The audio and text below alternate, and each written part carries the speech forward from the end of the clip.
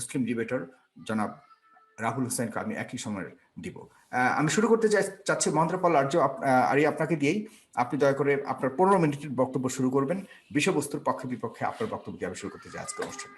অবশ্যই দর্শক আপনারা শেয়ার করুন। বক্তব্য শুরু করার আগে আপনাকে জিজ্ঞাসা করি, এটা ডিবেট না আলোচনা? এটা ডিবেট বলতে পারেন, বাট আলোচনার মতোই।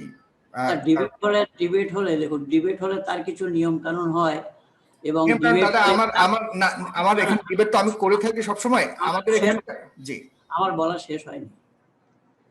ডিবেটের জন্য নির্ণায়ক মণ্ডল নির্ধারিত করতে হয়, আর নির্ধারিত সে দুই পক্ষেরই হয়। কারণ আমি তো অনেক ডিবেট করেছি। যখন জাকির নায়েকের কথা বললেন না, এই দেখুন আমি দেখাচ্ছি, 2004-এর 1 জানুয়ারিতে ও আমাকে নিমন্ত্রণ করে। এই ফোল্ডার দেখছেন, ও আমাকে 1 জানুয়ারি 2004-এ আমাকে নিমন্ত্রণ দেয় আর আসার জন্য, কিন্তু আমি যেতে পারিনি। আমি 2003 থেকে ওকে ঘিরে আসছি। এই আমার ব্যক্তিগত আমার বাই পোস্ট এসছে আমার নামে, এই দেখুন, महेंद्रपाल आर्य समाज आर्य नगर पहाड़गंज नई दिल्ली 55। তো বাই পোস্ট এসছে। তারপরে 2007-এও আবার নিমন্ত্রণ করেছে। 2007-এও এই সমস্ত আলেমরা ওই কার্যক্রমে ছিল এবং আমাকে এইভাবে নিমন্ত্রণ দিয়েছে। তো যাই হোক, ব্যাপার হলো আমি ডিবেট করে এসেছি। তো ডিবেটের জন্য যে শৃঙ্খলা রয়েছে, নিয়ম রয়েছে, তার নির্ণায়ক মণ্ডল নির্ধারিত হয়, বিষয় নির্ধারিত হয়, বা যে কিতাব আমি মানব না সেই কিতাবের হাওয়ালা আমি নেব না, যে কিতাব আমার অন্য লোক মানবে না তার হাওয়ালা আমি দেবো না, এরকম ধরনের সব লিখিত পড়িত হয়। তো যাই হোক, আপনার এখানে যখন সেরকম কিছু নয়, তো আলোচনা করতে আমাদের কোনো অসুবিধা নেই, আলোচনা করব। তো আলোচ্য বিষয়টা যখন আপনার তরফ থেকে আপনি বলছেন যে মাংস খাওয়ার বিধান আছে, তাহলে সেই মাংস খাওয়ার বিধান আছে সেইটা প্রমাণ করুন আগে, তারপরে আমি জবাব দেব। আমি কিন্তু আছে বলিনি, আমি বলেছি সিদ্ধ নিষিদ্ধ। আপনি আপনার মতো করে বলবেন সিদ্ধ নাকি নিষিদ্ধ, সেটাই বলুন, তাহলে হয়। সিদ্ধ নিষিদ্ধ যদি নিতে হয় তাহলে আমি প্রথমে কোরআন থেকে নিচ্ছি। কোরআনে আল্লাহ তাআলা কি বলেছেন? কোরআনে আল্লাহ তাআলা বলেছেন, وَإِذْ قُلْتُمْ يَا مُوسَى لَن نَّصْبِرَ عَلَى طَعَامٍ وَاحِدٍ فَادْعُ لَنَا رَبَّكَ يُخْرِجْ لَنَا مِنْ بَيْتِهَا وَأَرْضُ مِنْ بَقْلِهَا وَقِثَّائِهَا وَفُومِهَا وَعَدَسِهَا وَبَصَلِهَا وَالنَّصْرَانِ قَالَ أَتَسْتَبْدِلُونَ الَّذِي هُوَ أَدْنَىٰ بِالَّذِي هُوَ خَيْرٌ اهْبِطُوا مِصْرًا فَإِنَّ لَكُم مَّا سَأَلْتُمْ وَضُرِبَتْ عَلَيْهِمُ الذِّلَّةُ وَالْمَسْكَنَةُ وَبَاءُوا بِغَضَبٍ مِّنَ اللَّهِ ذَلِكَ بأن كانوا يكفرون بآيات الله ويقولون الذين بغير الحق ذلك بما عصوا وكانوا يعملون। ये सूरा बकरा 61 नंबर आयते अल्लाह এখানে বললেন, और वो वक्त जो तुम याद करो, সেই সময় তুমি মনে করো, जब तुम्हें मूसा ने कहा था कि ऐ मूसा, हमको ये सब खाने का सामान अच्छा नहीं लगता है, हमारे परवरदिगार से मांगो कि हमें जमीन पर उगी हुई सामान, यानी माटीते जे सामान उत्पन्न है সেই জন্য तरकारी, শাক, पात, ककड़ी और गेहूं या लहसुन और मसूर और प्याज, ये सब हमें मुहैया कराए। तो আল্লাহ তাআলা এখানে তো মাংস খাবার কথা বলেনি। আর মাংস খাবার কথা যেখানে বলা হয়েছে যদি বলেন, তাহলে সেই মাংস খাবার কথা বলা হয়েছে সূরা বাকারার,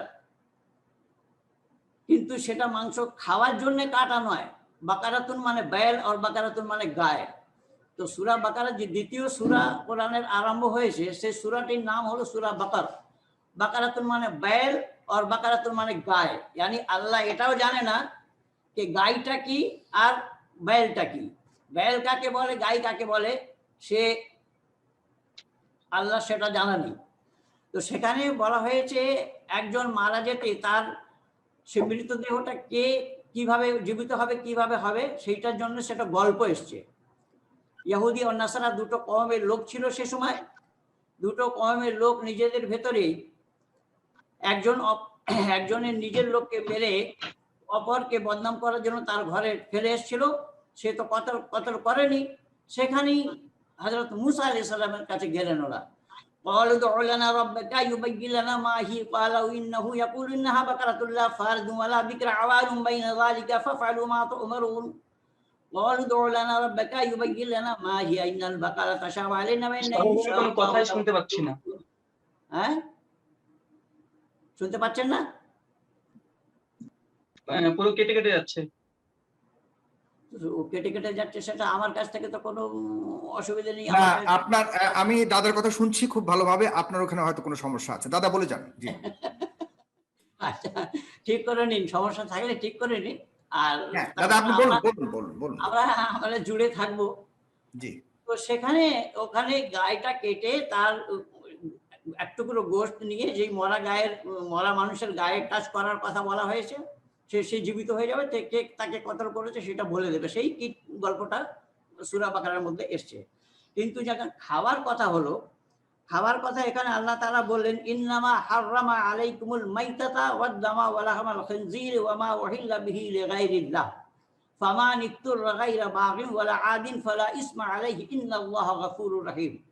এ কোরআনের দু তিন জায়গায় এসছে।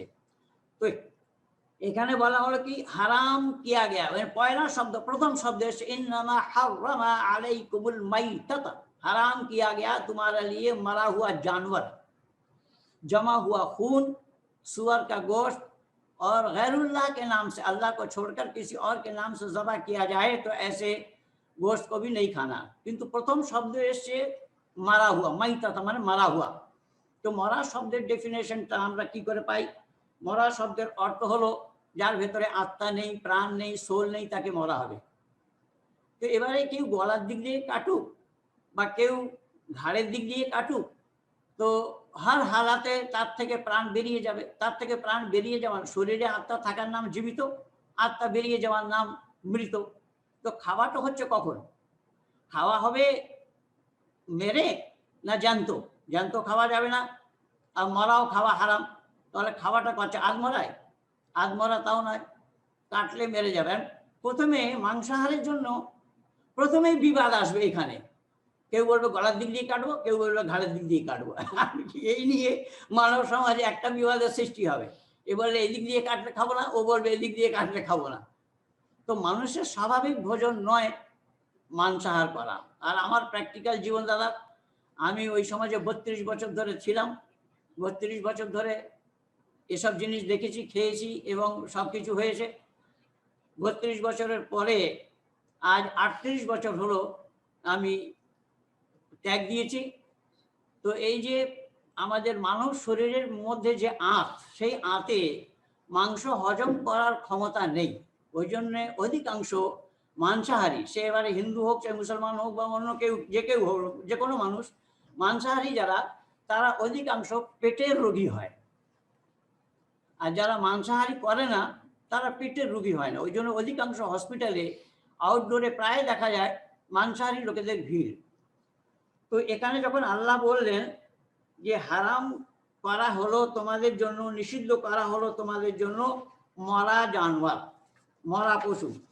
তো মরা শব্দের অর্থ হলো যার ভেতরে আত্মা নেই, যার ভেতরে রুহ নেই, সোল নেই, সে হলো মরা। তো আমরা মেরেই তো খাবো, মরার আগে তো খাওয়া হচ্ছে না। তো যখন মেরে খাচ্ছি, তো তখন আবার হালালটা আসে কোথা থেকে? আর এখানে পরিষ্কার শব্দে বলা হচ্ছে ইন্নামা হাররামা আলাইকুমুল মাইতাতা, হারাম কিয়া গয়া তোমারা লিয়ে মারা হুয়া জানোয়ার, নিষিদ্ধ করা হলো তোমাদের জন্য মরা পশু। তো মরা যখন হবে, গলার দিক দিয়ে কাটলে, যদি আমরা গলার দিক দিয়ে আস্তে আস্তে দুটো নলিকে কাটি, খাদ্য নলি এবং প্রাণ নলি, দুটো নলিকে কাটলে কি তার মৃত্যু হবে না? না, হয় না। এবারে বলা যাবে এই জন্য আমরা হালাল বলি, যাতে নাকি রক্তটা নিঃসরণ হয়ে যায়, রক্তটা সব বেরিয়ে যায়। সব রক্ত বেরিয়ে গেলে তখন হালাল হয়।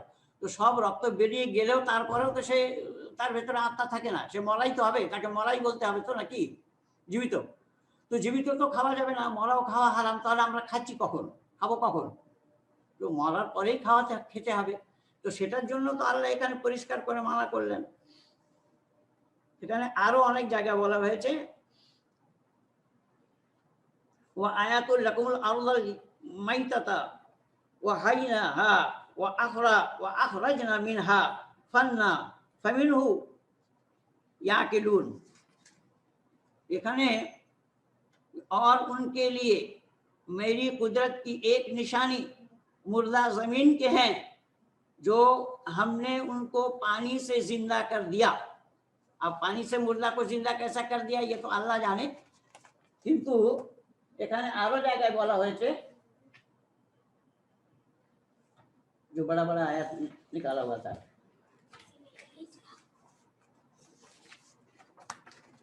এখানে আরো বলা হয়েছে ये सूरा आराफের আয়াত নম্বর 66 আয়াত বা 67 আয়াত 66 আর 67 وإن لكم في الأرض أنعام لعبرة نسقيكم مما في بطونه من بين فرش ودما लबन्ना खौसिला सायगल लिशाइरीन, और उनमें शक नहीं कि चौपाइयों में भी तुम्हारे लिए इबरत है कि उनके पेट में खाक भला गोबर और खून भरा हुआ है, उसमें से वो घास पी करके तुम्हें दूध देती है। এখানে দুধের জন্য গায়ের জন্য দুধের আপনাকে এই পর্বে আমি জি হ্যাঁ দুধধারী পশুদের জন্য এখানে আল্লাহ বারণ করেছেন। জি রাহুল ভাই আপনি আনমিউট করবেন নিজেকে। দাদা আপনাকে অশেষ ধন্যবাদ। দর্শক আপনারা যারা দেখছেন তারা অবশ্যই প্রায় এই মুহূর্তে প্রায় 12,000 14,000-এর মতো দেখছেন। আপনারা নিজেদের টাইমলাইনে যদি শেয়ার করেন তাহলে আরো অনেক মানুষ দেখবার সুযোগ পাবে, কারণ লাইভ অনুষ্ঠানটি অনেকে দেখতে পছন্দ করে। তাই আপনাদেরকে অনুরোধ করবো আপনারা নিজেদের জায়গা থেকে শেয়ার করবেন এবং ফেস দ্য পিপলের পেজ এবং ইউটিউব চ্যানেলটিকে আপনারা সাবস্ক্রাইব করবেন। আমি রাহুল ভাই আপনাকে বলছি আপনি দয়া করে একটু আসুন, আপনার বক্তব্য প্রদান করুন এবং আপনার এন্ড থেকে আপনি একটু আনমিউট করতে হবে দয়া করে।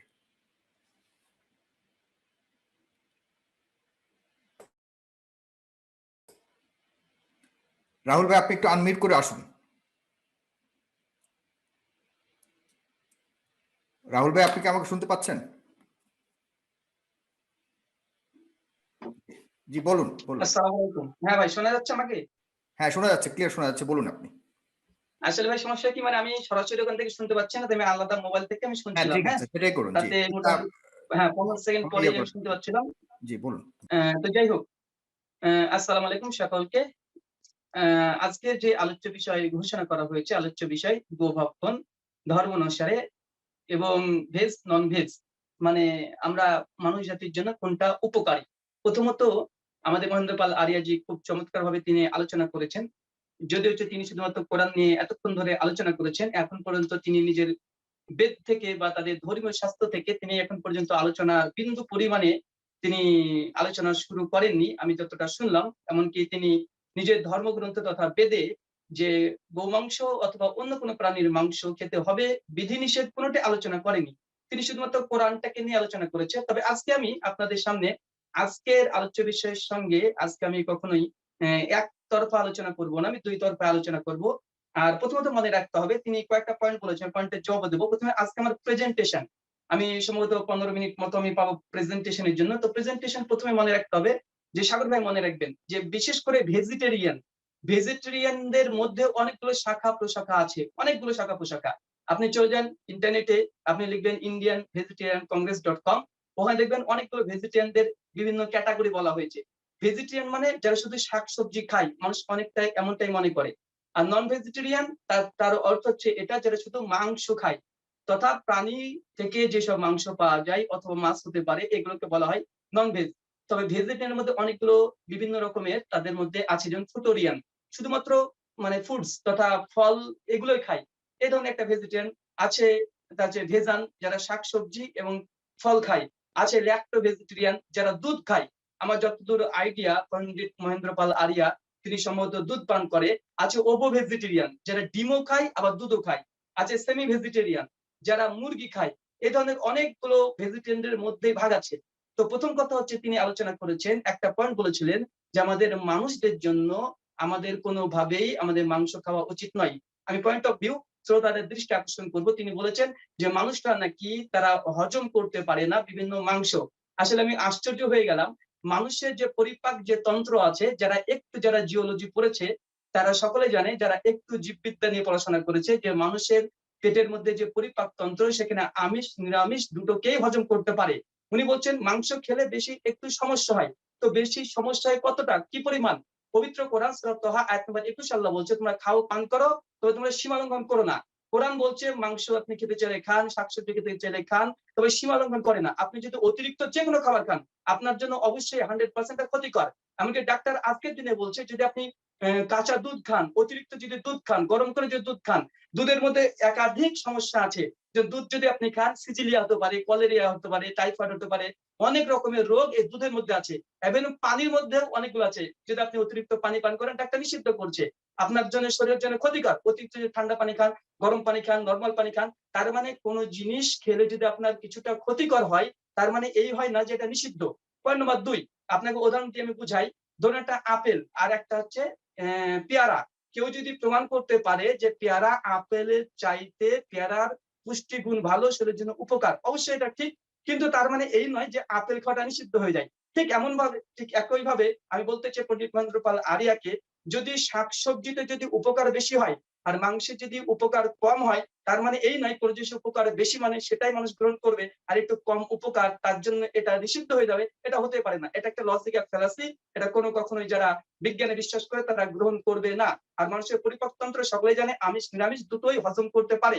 আপনি বাঘকে যদি শাকসবজি খাওয়ান, বাঘ হজম করতে পারবে না, বাঘ শাকাহারী, মাংসাহারী, তার জন্য সে হজম করতে পারবে না। কিন্তু মানুষকে আপনি মাছ মাংস খাওয়ান, মানুষকে শাকসবজি খাওয়ান, ডিম খাওয়ান, সব হজম করতে পারবে। আপনি একটা ছাগলকে মাংস খান, ছাগল হজম করতে পারবে না। মানুষকে আপনি যদি মাংস খান, মানুষ হজম করতে পারবে। এটা থেকে প্রমাণ হয় অবশ্যই মানুষ তারা শাকাহারীর পাশাপাশি তারা মাংসাহারী। এটা আমাদের স্রষ্টা এইভাবে আমাদেরকে সৃষ্টি করেছে। মানুষের দাঁতগুলোর দিকে তাকিয়ে দেখে না একবার, মানুষের এই একদম পার্টিকুলার যে দাঁতগুলো আছে সমান। আবার হচ্ছে ছুচালো, এই ছুচালো দাঁত এসেছে যেটা গ্রিক শব্দ ক্যানিয়ান থেকে, মানে কুকুরের মতো। মানে যারা মাংস খেতে পারে, একাধিক প্রমাণ আছে, ইনশাআল্লাহ আমি পরবর্তী সময়তে দেবো। তাই প্রথম এই কথাগুলো বললাম। 2 নম্বর পয়েন্ট, আমার প্রেজেন্টেশন, আমি বাকিগুলো রিভার্টেল আমি ইনশাআল্লাহ খণ্ডন করব। আর বাকি পয়েন্টগুলো মনে রাখবেন যে হিন্দু শাস্ত্র অনুযায়ী এবং ইসলাম অনুযায়ী আসলে গোমাংস, প্রাণীর মাংস খাওয়া নিষিদ্ধ না অনুমোদিত। আমি এখানে কোনো সন্দেহ ছাড়াই আমি প্রমাণ করতে পারবো ইনশাআল্লাহ, এটা সম্পূর্ণভাবে একদম অনুমোদিত। পবিত্র কোরআন সূরা মাইদা আয়াত নাম্বার 1, সূরা মুমিনুন আয়াত নাম্বার 13, আল্লাহ বলেছেন যে আমি চতুষ্পদ জন্তু জানোয়ার সৃষ্টি করেছি, এগুলো তোমরা খাও এবং তোমরা সেখান থেকে উপকার লাভ করো এবং তাদের দুধ খাও। একাধিক আয়াত আছে। সহিহ বুখারী হাদিস নাম্বার 1709, প্রফেট মুহাম্মদ সাল্লাল্লাহু আলাইহি ওয়াসাল্লাম যাকে আমরা অনুসরণ করি, তিনি বলেছেন, আমাদের আয়েশা রাদিয়াল্লাহু তাআলা আনহা তিনি বলছেন, কুরবানি ঈদের দিন আল্লাহর নবী আমাদের জন্য একটা গরু পাঠালেন এবং সে গরুটাকে বললো আমার পরিবারের থেকে আমরা রান্না করে সেটা খেলাম। সহিহ বুখারী হাদিস নাম্বার 1688, আল্লাহ নবী বলেছেন, তুমি যখন কুরবানি করবে একটা গরুতে 7 জন ভাড়া নিতে পারবে।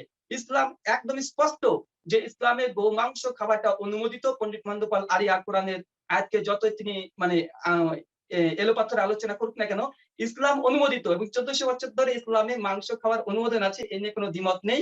এবং সহিহ বুখারীতে কুরবানি একটা অধ্যায় আছে, আকীকা বলে অধ্যায় আছে। মাংস খাওয়া কোরআন হাদিস দ্বারা একদম অকট্টভাবে প্রমাণিত, ইভেন গরুর মাংসটাও। তবে মনে রাখবেন যে কোনো ব্যক্তি মুসলিম হতে গেলে তাকে গরু মাংস খেতে হবে, এটা কোরআন হাদিসে নেই। আপনি আপনার রুচির ব্যাপার, চাইলে খেতে পারেন, না চাইলে খেতে পারেন।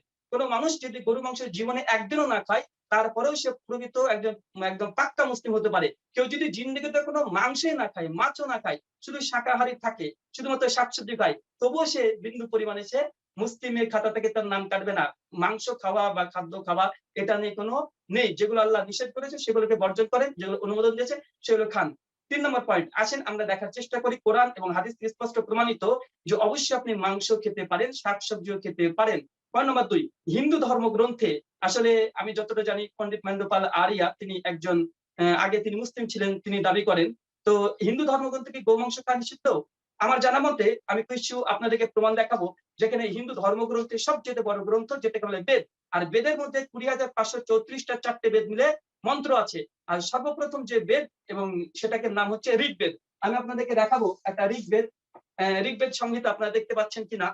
ঋগ্বেদ সংহিতা এটা অনুবাদ করেছেন রমেশ চন্দ্র, এটা কোনো মুসলিম পাবলিকেশন না, রমেশ চন্দ্র এটা অনুবাদ করেছে। আমি আপনাকে এখন দেখাবো ঋগ্বেদ মন্ডল নম্বর 10 সূক্ত নম্বর 86, মন্ত্র নম্বর 13 এবং 14। সুপ্রিয় শ্রোতা মণ্ডলী, আপনারা একটু লক্ষ্য করেন, আমি দেখাচ্ছি আপনাদেরকে এই মুহূর্তে ঋগ্বেদ মন্ডল নম্বর 10 সূক্ত নম্বর 86 মন্ত্র নম্বর একদম আপনাকে দেখাবো 13 আর 14 দুটো মন্ত্র আপনাদেরকে দেখাচ্ছি। দেখেন কি বলছে এখানে। দেবতা ইন্দ্র তিনি গোমাংস খেতেন, একদম স্পষ্ট প্রমাণ। দেখেন এখানে বলছে বিশ্বর তপবনীতে তুমি ধনশীল হইলে উৎকৃষ্ট এবং আমার সুন্দরী পুত্রবধূ, তোমার বৃষ দিগকে ইন্দ্র ভক্ষণ করুক। বৃষ মানে গরু, তোমার গরুগুলোকে ভক্ষণ করুক কে? ইন্দ্র। তোমার অতি চমৎকার অতি সূক্ষ্ম হেমাদ্রি তিনি ভক্ষণ করুক। ইন্দ্র সকলে শ্রেষ্ঠ, আমার জন্ম 15 এবং এমনকি 20 মানে 20খানা বৃষ মানে গরু পাক করিয়া, পাক মানে রান্না, সবাই জানেন পাক করিয়া দাও, আমি খেয়ে শরীর তুষ্ট করি, মানে মোটা করি, মানে স্থূল করি। এটা স্পষ্ট ঋগ্বেদ। সুপ্রিয় শ্রোতা মণ্ডলী, আপনারা যদি দেখতে চান আমি এখানে দেখাতে পারি। দেখেন এখানে দাগানো আছে, পরবর্তী সময়ে আপনারা দেখে নিতে পারবেন। ঋগ্বেদ মন্ডল মত 10 সূক্ত নম্বর 86 মন্ত্র 13 এবং 14 দুটো মন্ত্রে দেবতা ইন্দ্র তিনি বলছেন আমাকে তুমি 20খানা গরু জবাই করে রান্না করে দাও, আমি খেয়ে আমার শরীরটাকে মোটা করি। স্পষ্ট বেদ থেকে প্রমাণ। বেদের আরেকটা মন্ত্র দেখেন, আমি দেখাচ্ছি ঋগ্বেদ মন্ডল 10 সূক্ত নম্বর 29 মন্ত্র নম্বর 3। এখানে কি বলছে? এখানে বলছে হে ইন্দ্র, যখন অন্ন কামাতে তোমার উদ্দেশ্য হোম করা হয় তখন তাহার শীঘ্রই মাদকাসক্ত সমরস প্রস্তুত করে তুমি তাহা পান করো এবং তাহারা বিষ সমূহ পাক করে তুমি তাহা ভজন করো। স্পষ্ট ভাবে এখানে বৃষ তথা গরুর মাংস ভজন করার কথা বলা হচ্ছে দেবতা ইন্দ্রকে। প্রমাণ নাম্বার 3 এটা আমরা দেখাচ্ছি। এবার ঋগ্বেদ মন্ডল 10 শ্লোক নম্বর 27 এবং শ্লোক নাম্বার তথা মন্ত্র নাম্বার 2। এখানে বলা হচ্ছে আমি যখন তাহাদিগকে সঙ্গে যুদ্ধ করিতে যাই তখন ইন্দ্র তোমার নিমিত্তে পুরোহিত দিগর সহিত এক স্থলে বিষ পাক করিয়া, দেখেন যখন যুদ্ধ করতে যেতেন সেই সময় বৃষ তথা গরুকে জবাই করে মানে পাক করে রান্না করে 15 তিথিতে, প্রত্যেক তিথিতে সমরস প্রস্তুত করিয়া থাকি। মানে আমি বেদ থেকে 3টে প্রমাণ দেখালাম ঋগ্বেদ থেকে, যেখানে ইন্দ্র স্বয়ং গো মাংস ভক্ষণ করতে এবং তিনি বলছেন আমাকে তুমি গরু মাংস দাও যেন খেয়ে আমি তুষ্ট হতে পারি, আমি মোটা হতে পারি। এবং যুদ্ধে যাওয়ার আগে তিনি এই কাজটা করতেন। আমি 3টে মন্ত্র দেখালাম। হিন্দু ধর্মগ্রন্থের দ্বিতীয় একটা গ্রন্থ আছে, আপনারা অনেকে জানেন, সেটার নাম হচ্ছে ঔপনিষদ। এই উপনিষদ কোন মুসলিম থেকে প্রকাশনী না, এর কালীকন্দন অবধূত হচ্ছে অনুবাদ করেছেন। এটা আমি যেটা দেখাবো বৃহদারণ্যক উপনিষদ। মূল উপনিষদের মধ্যে একটা আছে বৃহদারণ্যক উপনিষদ। এখানে আমি আপনাকে দেখাবো যে 6ষ্ঠ অধ্যায় 4র্থ ব্রাহ্মণের একদম 18 নম্বর শ্লোক। সেখানে বলা হচ্ছে যদি আপনি একটা সুন্দর বুদ্ধিমান সন্তান পেতে চান তো এখানে উপনিষদ বলছে অবশ্যই তাহলে কি করণীয়, আপনাকে করতে হবে একটা ইয়াং গরু, মানে একটা যুবক, মানে আপনার যে গরুটাকে বলা হয় মানে খুব বয়স্ক না, এমন গরুকে জবাই করে মাংস খেয়ে স্বামী স্ত্রী যদি একত্রিত ফিজিক্যাল রিলেশন করে তাহলে একটা খুব সুন্দর মোটা পুষ্ট বুদ্ধিমান সন্তান হবে। মানে উপনিষদ অনুসারে দেখতে পাচ্ছেন আমি দাগানো আছে এখানে, উপনিষদ অনুসারে আপনি যদি সন্তান পেতে চান বুদ্ধিমান সন্তান, আপনাকে গরু মাংস জবাই করে স্বামী স্ত্রী খেয়ে সহবাস করতে হবে, তাহলে আপনার এই জিনিসটা আপনি পারেন। এখানে স্পষ্ট প্রমাণিত আছে। তার মানে আমি 4টে প্রমাণ দেখালাম, একটা বেদ থেকে একটা উপনিষদ থেকে। পঞ্চম প্রমাণ আমার জন্য সেটা হচ্ছে সুশ্রীত সংহিতা। সুশ্রীত সংহিতা এটা স্মৃতিশাস্ত্রের মধ্যে অন্তর্ভুক্ত বলে অনেকে দাবি করে। পণ্ডিত মহেন্দ্র পাল আর্য মানতে চাইলে মানতে পারে, না মানতে চাইলে না মানতে পারে। এখানে বলা হচ্ছে গরু মাংস যখন আপনি খাবেন, গরু মাংসের জন্য কি বলা হচ্ছে দেখেন, গো মাংস শ্বাস কাশ প্রতিযশা এবং বিষম জ্বর নাশ করে, ইহা শ্রমকারী ও তীক্ষ্ণজ্ঞান ব্যক্তিদের হিতকর। মানে যদি কেউ গরু মাংস খায় তার উপকারী কথা বলছে, মানে আপনার শ্বাসকষ্ট দূর হবে, আপনার জ্বর ভালো হবে, ফুসফুসে ভালো হবে। সুশ্রীত সংহিতা, এটা আপনি সুশ্রীত সংহিতা 1ম অধ্যায় 46 নম্বর স্বর্গের 90 নম্বর শ্লোকে একথা বলা হয়েছে। 1ম খণ্ড 93 নম্বর পেজ। আমার 6 নম্বর প্রমাণ এটা হচ্ছে ঊনবিংশ সংহিতা। এই ঊনবিংশ সংহিতার মধ্যে অনেক জায়গাতে গরু মাংস খাওয়ার কথা বলা হয়েছে। দেখেন আমি দেখাচ্ছি, যদি আপনি সন্তান লাভ করতে চান, সন্তান লাভ করতে চাইলে নীল কালারের গরুর মাংস জবাই করে খেতে বলছে। আমি এখানে আপনাদেরকে মানে শব্দ দেখাতে পারবো না। ঊনবিংশ সংহিতার মধ্যে এটা হচ্ছে ঐত্রী সংহিতা, শ্লোক নাম্বার হচ্ছে 55-তে বলা হচ্ছে যদি আপনি সন্তান পেতে চান নীল বর্ণের আপনাকে গরুকে জবাই করে খেলে আপনার একটা খুব বুদ্ধিমান সন্তান জন্মগ্রহণ হবে। আরো একটা আপনাকে দেখাই সুপ্রিয় শ্রোতা মন্ডলী, আমি 6 নম্বর প্রমাণ দেখলাম। 7 নম্বর প্রমাণ যদি বাড়িতে অতিথি আসে, যদি কোনো ব্রাহ্মণ আসে, একদম বিশিষ্ট সংহিতা মন্ত্র নাম্বার 4র্থ অধ্যায় 6 এবং 7 নম্বর মন্ত্রে বলা হচ্ছে যে সেই ব্যক্তিকে যদি ব্রাহ্মণ বাড়িতে আসে তাকে গরুর মাংস দিয়ে তাকে আতিথেয়তা করতে হবে। কি বলছে দেখেন, ব্রাহ্মণ বা ক্ষত্রিয় অভ্যাগত হইলে তাহার জন্য মহাবৃষ বা মহা ছাগ মানে ছাগল পাক করিবে, এরূপ ইহার অতিথি করা নিয়ম। মানে ইহা অতিথি করা নিয়ম একদম স্পষ্ট ভাবে এখানে বর্ণনা আছে। তার মানে বোঝা গেল এখানে বিশিষ্ট সংহিতাতে যদি অতিথি বাড়িতে আসে, ব্রাহ্মণ অতিথি যদি আসে, কোন আচার্য আসে, তাকে গরুর মাংস জবাই করে খাওয়াতে হবে, এটি অতিথি করার নিয়ম। এটা আমি বিশিষ্ট সংহিতা থেকে দেখালাম এবং ঐত্রী সংহিতা থেকে আমি দেখালাম এবং সুশ্রী সংহিতা থেকে দেখালাম। এবার আসেন যে তার মধ্যে পরে আছে আপনাকে পুরাণ। এখানে রাখতে হবে আমার। জি কি আমার 15 মিনিট হয়ে গেছে? জি জি, আপনাকে অবশ্যই ধন্যবাদ। এরপরে আপনি প্রস্তুত থাকুন পরবর্তীতে, কিন্তু আপনি একটু ফোনে থাকবেন এখন থেকে 15 মিনিট পর, আগে থেকে প্রস্তুতি নিয়ে রাখবেন যেন কোনো পজ না থাকে, আপনাকে ডাকলে যেন আপনি শুনতে পান। মহেন্দ্র পাল আরিয়া, আপনাকে যাচ্ছি, আপনি একটু দয়া করে আনমিউট করবেন। আপনি একটু আনমিউট করবেন, আপনার এন্ড থেকে একটু আনমিউট করে কথা বলুন। জি, এখন বলুন। বলবো এবারে? জি জি বলবো? জি, বলুন বলুন। এই রাহুল বলল আমি কোরআনের যে প্রমাণ দিয়েছি এড়ো পাতালি, আমি কোরআন থেকে যে প্রমাণ দিয়েছি সে এড়ো পাতালি যদি হয় তাহলে কি পাতালি কি পাটালি সে তো ওই নিজেই বিচার করবে, কারণ ও পশ্চিমবঙ্গের, আমিও পশ্চিমবঙ্গের। তো এখানে সূরা বাকার আয়াত নম্বর 100টি দিয়েছি আমি, সূরা বাকার আয়াত নম্বর 173 দিয়েছি, সূরা 16 115 বললাম, তারপরে সূরা 5 আয়াত নম্বর 3 বললাম, তারপরে সূরা 62 আয়াত নম্বর 33 বললাম। তাহলে এইসব কোরআনের আয়াত কি এড়ো পাতালি? এর কোরআনওয়ালাদের বিচার করতে হবে এবারে, এড়ো পাতালি কি এড়ো পাটালি। এবারে যদি ঠিক মতো বিচার করে, রমেশচন্দ্র কোনো অথেন্টিক বেদের বিদ্বান নয়। আমি জানতে চাইব পয়লা বেদ শব্দর উৎপত্তি কোথায়, বেদ শব্দর ব্যুৎপত্তি কোথায়, কি করে এসছে বেদ শব্দ। বেদ শব্দর ব্যুৎপত্তিটা বলতে পারলে তাহলে বোঝা যাবে হ্যাঁ সে বেদ জানে। যে অষ্টাধ্যায়ী পড়েনি, মহাভাষ্য পড়েনি, সে কোনোদিন দাদা আমি আপনাকে একটু সম্মান রেখে বলছি, বেদ কোথা থেকে উৎপত্তি আসলে সেটা নিয়ে তো আমরা কথা বলছি না, কিন্তু বেদের যে রেফারেন্স গুলি সে দিয়েছে সেগুলি সত্য মিথ্যা আপনি বলতে পারেন যে সেগুলো সত্য নয়, সেগুলো সেই অসত্য। কথা বলছি তো আমি, হ্যাঁ, সেই কথা এখন বলছি। বেদ নিয়ে আলোচনা করলে আমাদের আলোচনার সময়টা পার হয়ে যাবে। আপনার জন্য 15 মিনিট আছে, যে আপনি বলুন 15 মিনিটে আপনি করুন অবশ্যই। আমি বলছি বেদ শব্দের উৎপত্তি কোথায়, বেদের উৎপত্তি কোথায় বলিনি তো আমি। বেদ যে বাক্যটা, সেই বাক্যটার উৎপত্তি কোথায়, এখানে ব্যাকরণ অনুযায়ী প্রত্যেক বাক্যের উৎপত্তি আছে, কি দিয়ে, ব্যাকরণ অনুযায়ী। তো যাই হোক, তো এখানে রমেশচন্দ্র কোনো বেদের বিদ্বান নয়, রমেশচন্দ্র অথেন্টিক প্রমাণ নয়। আর এ প্রমাণ আজ থেকে নয়, মহাভারত কাল থেকে এইভাবে চলে আসছিল। আমাদের বিদ্বানরা এই সমস্ত নিয়ে এক যুগ যুগান্তর থেকে চলে আসছে এই বিবাদ।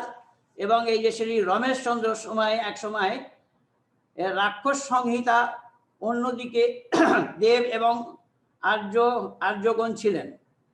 রাম রাবণের যুদ্ধের সঙ্গে ওই সংস্কৃতি সংঘর্ষের নির্ণায়ক ইতিহাসের সৃষ্টি হয় এবং রাক্ষস সংস্কৃতি ভাটা পড়ে। এই সংস্কৃতি উপকরণে কিছু অংশে এবং আফ্রিকা অস্ট্রেলিয়া পর্যন্ত বিস্তার লাভ করে। ইউনানি, আরব, হুডো ইত্যাদির মধ্যে রাজকীয় সংঘর্ষের সঙ্গে সঙ্গে সাংস্কৃতিক দ্বন্দ্ব পরিলক্ষিত হয়।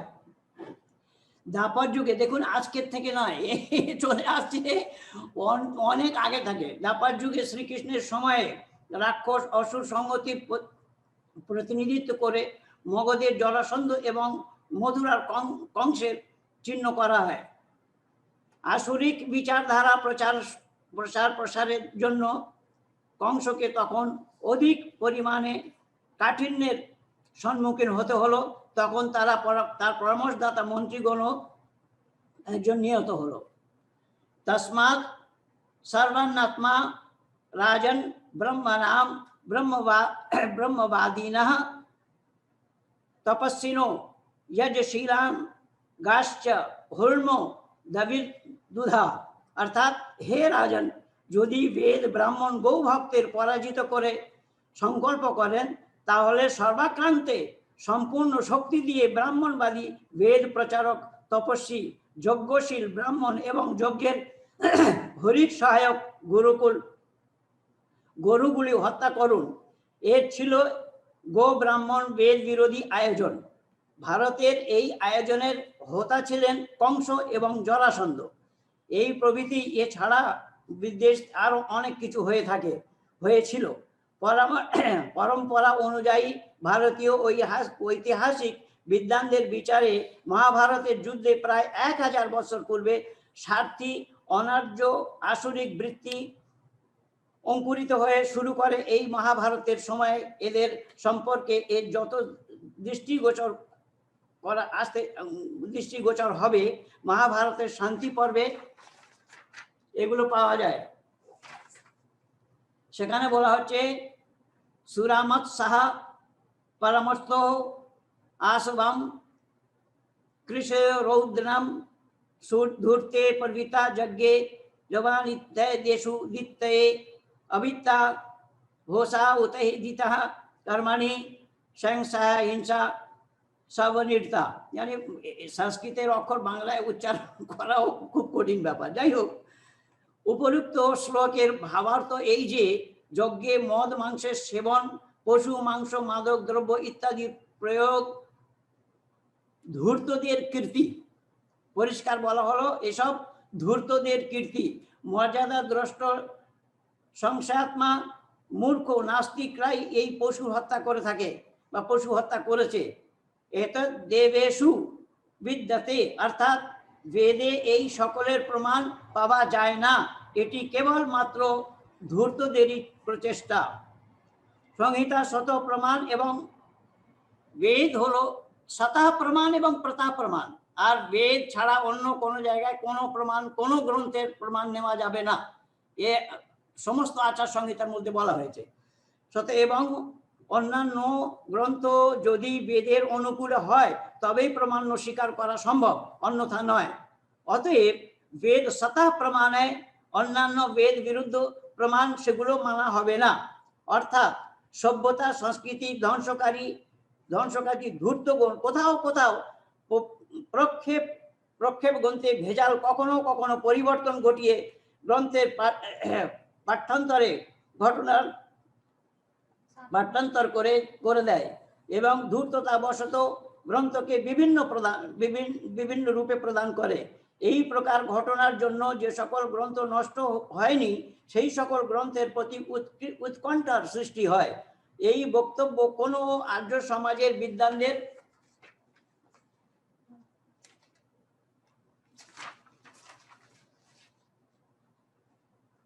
শ্রী মাধবাচার্য আনন্দ তীর্থ মহাশয়ের বেদনা যে কোনো নিরপেক্ষ সত্যাগ্রহী বিদ্বান এই প্রকার প্রক্ষেপ অস্বীকার করেছেন।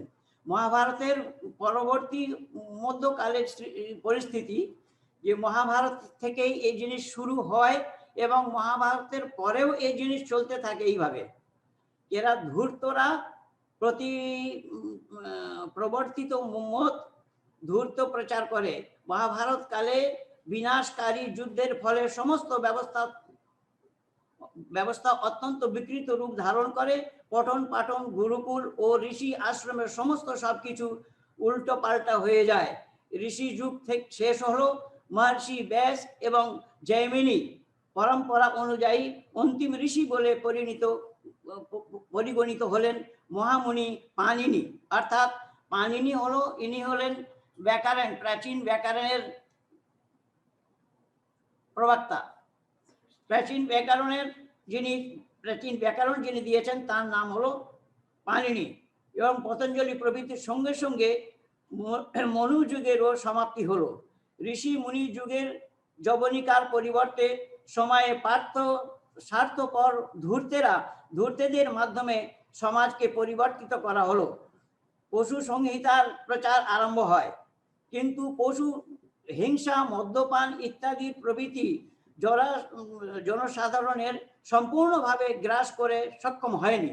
জনতা সামান্য রূপে পশু হিংসা মদ্যপান ব্যভিচার ইত্যাদি নিজেদের থেকে দূরে রাখে এবং ইহাকে কদাচার বা দুরাচার বলে গণ্য করতে শুরু করে, যার অদ্যাবধি কোনো পরিবর্তন পরিলক্ষিত হয়নি।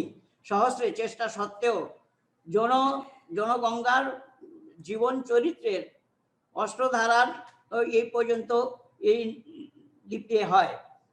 ধূর্তৌ প্রবর্তিতম যজ্ঞে নৈতম দেবেষু বিদ্যতে, যে সকল বেদের ন্যায় বেদের নয় ধূর্তদের মায়া, বেদের মধ্যে মাংস মাদিরা কদাচার চোখে চার বাক্য জৈন বৌদ্ধ প্রভৃতি বোধের করতে শুরু করা হয়। কিন্তু একটা শব্দের অনেক অর্থ হয়। রমেশচন্দ্র কি অর্থে লিখেছেন সে জানি না, তবে একটা শব্দের অনেক অর্থ হয়। এখানে আমি দেখিয়ে দেবো, অনেক আমার সামনেই রয়েছে সব। একটা শব্দের যেমন সন্দক, সন্দক মানে ঘোড়া, আর সন্দক মানে নুন। এবারে কোথায় ঘোড়া কোথায় নুন চিন্তা করে দেখুন। এবারে ম্যাক্স মুলার আদি ভাষ্যকাররা এই ভাষ্য করেছে, সেই জন্য ঋষি দয়ানন্দ সেখানে দেখিয়েছেন যে আপনি সাগরদা, আপনি আপনার কাছে একটা সেবক আছে, আপনি ভোজন করে তাকে বলছেন সন্ধ্যাও আনায়তি, নুন নিয়ে এসো। তো সে যদি এবারে নুনটাকে ঘোড়া মনে করে, যদি ঘোড়ায় নিয়ে যায় ভোজনকালে, তাহলে তার মূর্খতা হবে। আর আপনি এবার গমন করতে যাচ্ছেন, তারপর আপনি বললেন সন্ধ্যাও আনায়তি, তো সে যদি এবারে নুন নিয়ে যায় তাহলে মূর্খতা হবে। তো এই রকম ধরনের মূর্খামি এই মূর্খদের দ্বারাই হয়েছে বলে আজ এই অধপতন হয়েছে। এটা অধপতন আজকের থেকে নয়, আমাদের 4টে প্রমাণ 5টা 6টা প্রমাণ দেখিলাম আমি এখানে বেদ থেকে 1000 প্রমাণ দেবো, বেদ থেকে 1000 প্রমাণ দেবো। বেদে গোমাংস খাওয়ার কোনো বিধি বিধান নেই। তো যাই হোক, এইরকম অনর্থ করার জন্য সমস্ত সবকিছু হয়েছে। তো আমি এটা প্রমাণ দিলাম এই জন্য মহাভারত থেকে। মহাভারত কালে এই সমস্ত ধূর্তদের মাধ্যমে এই সমস্ত জিনিস হয়েছে, সেটা পরিষ্কার এখানে বলা হলো বা বলেছি। তো এই ব্যাপারে আমরা যদি সুষ্ঠু, আমাদের যদি জানার ইচ্ছা, যেমন সাগরদা আমি আপনাকে ধন্যবাদ দিয়েছি এই জন্য যে আপনি আপনার চ্যানেলের মাধ্যমে সত্য কি সেই সত্যটা জনমানুষের সামনে আপনি উজাগর করতে চাচ্ছেন। এবারে যদি রমেশচন্দ্রর ভাষ্যটা যদি আমি সত্য মনে করি, তাহলে তারপরেও যেগুলো ভাষ্য আছে সেগুলো যদি না পড়ি, তাহলে সেইটাকেই সত্য বলে মনে করি, তাহলে কি আমি সত্যান্বেষী বলবো না সত্যান্বেষী হব? সত্যান্বেষী হতে গেলে কম্পারেটিভ স্টাডি চাই। সত্যান্বেষী হতে গেলে রমেশচন্দ্র কি বলেছে, রমেশচন্দ্র অন্য কেউ কিছু বলেছে, অন্যরা বেদের বিদ্বানকে তারা কি বলেছে সেগুলোও জানার দরকার। আমি মনে করবো হয়তো আমার 15 মিনিট সময় হয়ে গেছে, এবার দিন আপনি। আপনার আরো 2 মিনিট আছে, আপনি বলতে পারলে আরো 2 মিনিট। হ্যাঁ, আদারওয়াইজ আমার সামনে নেই। যাই হোক, তো ব্যাপার হলো এই যে মাংস খাওয়া নিয়ে আমি জাকির নায়েক আমাকে বলেছিল, জাকির নায়েক বলে আমার দুটো নখ চোচালো, দুটো নখ নকিলা, আমি দুটো নখ নকিলা, যদি সেই জন্য মাংস খাবার বিধান আছে। তো যারা মাংসাহারী পশু আর শাকাহারী পশু, সেই পশুর গঠন যদি আমরা দেখি তার ভেতরে পার্থক্য পেয়ে যাব। তো মাংস দাঁত নকিলা বলে তোমরা মাংস খাবে, তো ওই কুকুরের মতো পানিটা জিভ থেকে উঠিয়ে উঠিয়ে খাও না কেন? কুকুরের মতো পানিটা পান করো বা বাঘের মতো পানিটা পান করো। কিন্তু যারা শাকাহারী পশু তারা কোনোদিন জিভ দিয়ে উঠিয়ে জল খাবে না, তারা হোট দিয়ে, যেমন আমরা খাই সেইভাবে হোট দিয়ে খাবে। মানুষ বুদ্ধিমান, বুদ্ধিমানের জন্য ঈশ্বরের সৃষ্টির মধ্যে মানুষ সর্বশ্রেষ্ঠ, তাকে আকলে সালিম দিয়েছে। তো আফজালুল মাখলুকাত বলা হয়েছে, মানুষ শ্রেষ্ঠ। আর নিকৃষ্ট মধ্যে কি বলে, গাধার প্রমাণ দেওয়া হয়। কেন তুই তো একেবারে গাধা রে, কোনো বুদ্ধির। তো এবারে যদি মনে করুন আপনি মাছ, আমি মাংস একটা বালতিতে ধুয়ে বালতিটা মেজে পরিষ্কার করে গাধাকে দিই, গাধা সেখানে নাক লাগাবে না। আর আমরা মানুষ হয়ে আমরা জানতে পারলাম না আমাদের খাদ্য কি আর খাদ্য কি নয়, তাহলে কি আমরা আফজাল উৎকৃষ্ট কিসে, কি দিয়ে উৎকৃষ্ট হয়েছি? বুদ্ধির প্রয়োগটা কোথায় করব? আমি জাকির নায়েককে দিয়েছি, জাকির নায়েকের কোনো উত্তর নেই। আপনি বললেন, আমি জাকির নায়েকের তো ফলটা দেখিয়েছি সব। আমি 15,000 না 21,000 ইসলাম, শুধু নয় ইসলাম ইসাইয়ত, এদেরকে 21,000 এ যাবৎ কনভার্ট করিয়েছি 38 বছরে। তো ব্যাপার হলো এখানে শাকাহারী শুদ্ধ শাকাহারী মানব, যেমন শাকাহারী পশুদের গঠন এবং মাংসাহারী পশুদের গঠন দিলাম, তাদের মধ্যে পার্থক্য রয়েছে। এর পার্থক্যের জন্য অনেক প্রমাণ রয়েছে আমার কাছে। তো আমার মনে হয় সময় শেষ হয়ে গেল আমার। আপনাকে ধন্যবাদ। আসলে আমার এই ডিবেটের উদ্দেশ্য বা আলোচনার উদ্দেশ্য হলো যে মাংস খাওয়া নিয়ে একটা এই ছোট্ট ব্যাপারটা নিয়ে অনেক ধরনের ভুল বুঝাবুঝি আমাদের এই পার্শ্ববর্তী বা প্রতিবেশী মানুষজন হয়, এগুলির মধ্যে আমরা চাই একটু ভুল বুঝাবুঝির অবসান হোক, এই আলোচনার মাধ্যমে হয়তো কিছু একটা হতে পারে। জি রাহুল, রাহুল আপনি বলুন।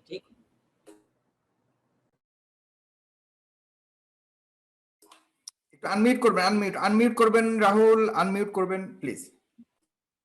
সুপ্রিয় শ্রোতা মন্ডলী, মানে আজকে নেটওয়ার্ক খুব ডিস্টার্ব আছে আমার এখানে, বুঝতে পারছেন। তো আমি অন্য মোবাইল থেকে বারবার শুনছি, তারপরে জন্য আমার কিছু সময় লাগছে। তো প্রথম কথা, পণ্ডিত মহেন্দ্র পাল আরিয়াজিকে আবারও ধন্যবাদ। আমাদের তিনি কিছু আলোচনা করেছেন। প্রথম যে কোরআন মাজিদ থেকে যে আয়াতগুলো দিয়েছেন, আমি সেটা জবাব দিইনি, তিনি সেটা বলতে চেয়েছেন। আসলে আমার তো প্রেজেন্টেশনের সময়তে কখনো জবাব আসে না, জবাবের জন্য রিবার্টাল লাগে। এটা ডিবেটের একটা সিস্টেম, তাকে ডিবেট হয়তো বা সম্পর্কে জানা আছে কিনা জানি না। প্রথম কথা হচ্ছে, পবিত্র কোরআন সূরা মাইদা আয়াত নম্বর 3 থেকে বলেছে, তিনি কি বলেছেন? তিনি বলেছেন যে প্রাণী, আল্লাহ বলছে হুরমাত আলাইকুম মাইতাতু ওয়াদ দাম, যেসব প্রাণী মৃত্যুবরণ করেছে তাদেরকে খেও না। এখানে মৃত্যু উদ্দেশ্য কি? যে প্রাণী একাকী মরে যায়, একাকী মরে গেছে। কোরআন ওখানে স্পষ্ট বলে দিয়েছে যে ছাদ থেকে পড়ে গিয়ে মরে গেছে, মানে উঁচু স্থান থেকে পড়ে মরে গেছে, নিজে নিজে ফাঁস থেকে মরে গেছে, কোন হিংস্র প্রাণী সেটাকে হত্যা করেছে, এইসব প্রাণী খাওয়া নিষিদ্ধ। আর যেসব প্রাণীকে নিজে জবাই করে আপনি খাবেন, সেগুলো কোথায় অনুমোদিত? সূরা আনাম আয়াত 945, সূরা নাহল আয়াত 915। আল্লাহ বলেছে যেসব প্রাণী বিসমিল্লাহ মানে আল্লাহর নাম নিয়ে যে জবাই করা হয় সেগুলো অনুমোদিত। আমি সহিহ বুখারী 1709 নম্বর হাদিস থেকে দেখেছি, আল্লাহ রাসূল মুহাম্মদ সাল্লাল্লাহু আলাইহি ওয়াসাল্লাম কুরবানির সময়তে গরু কুরবানি দিয়েছে।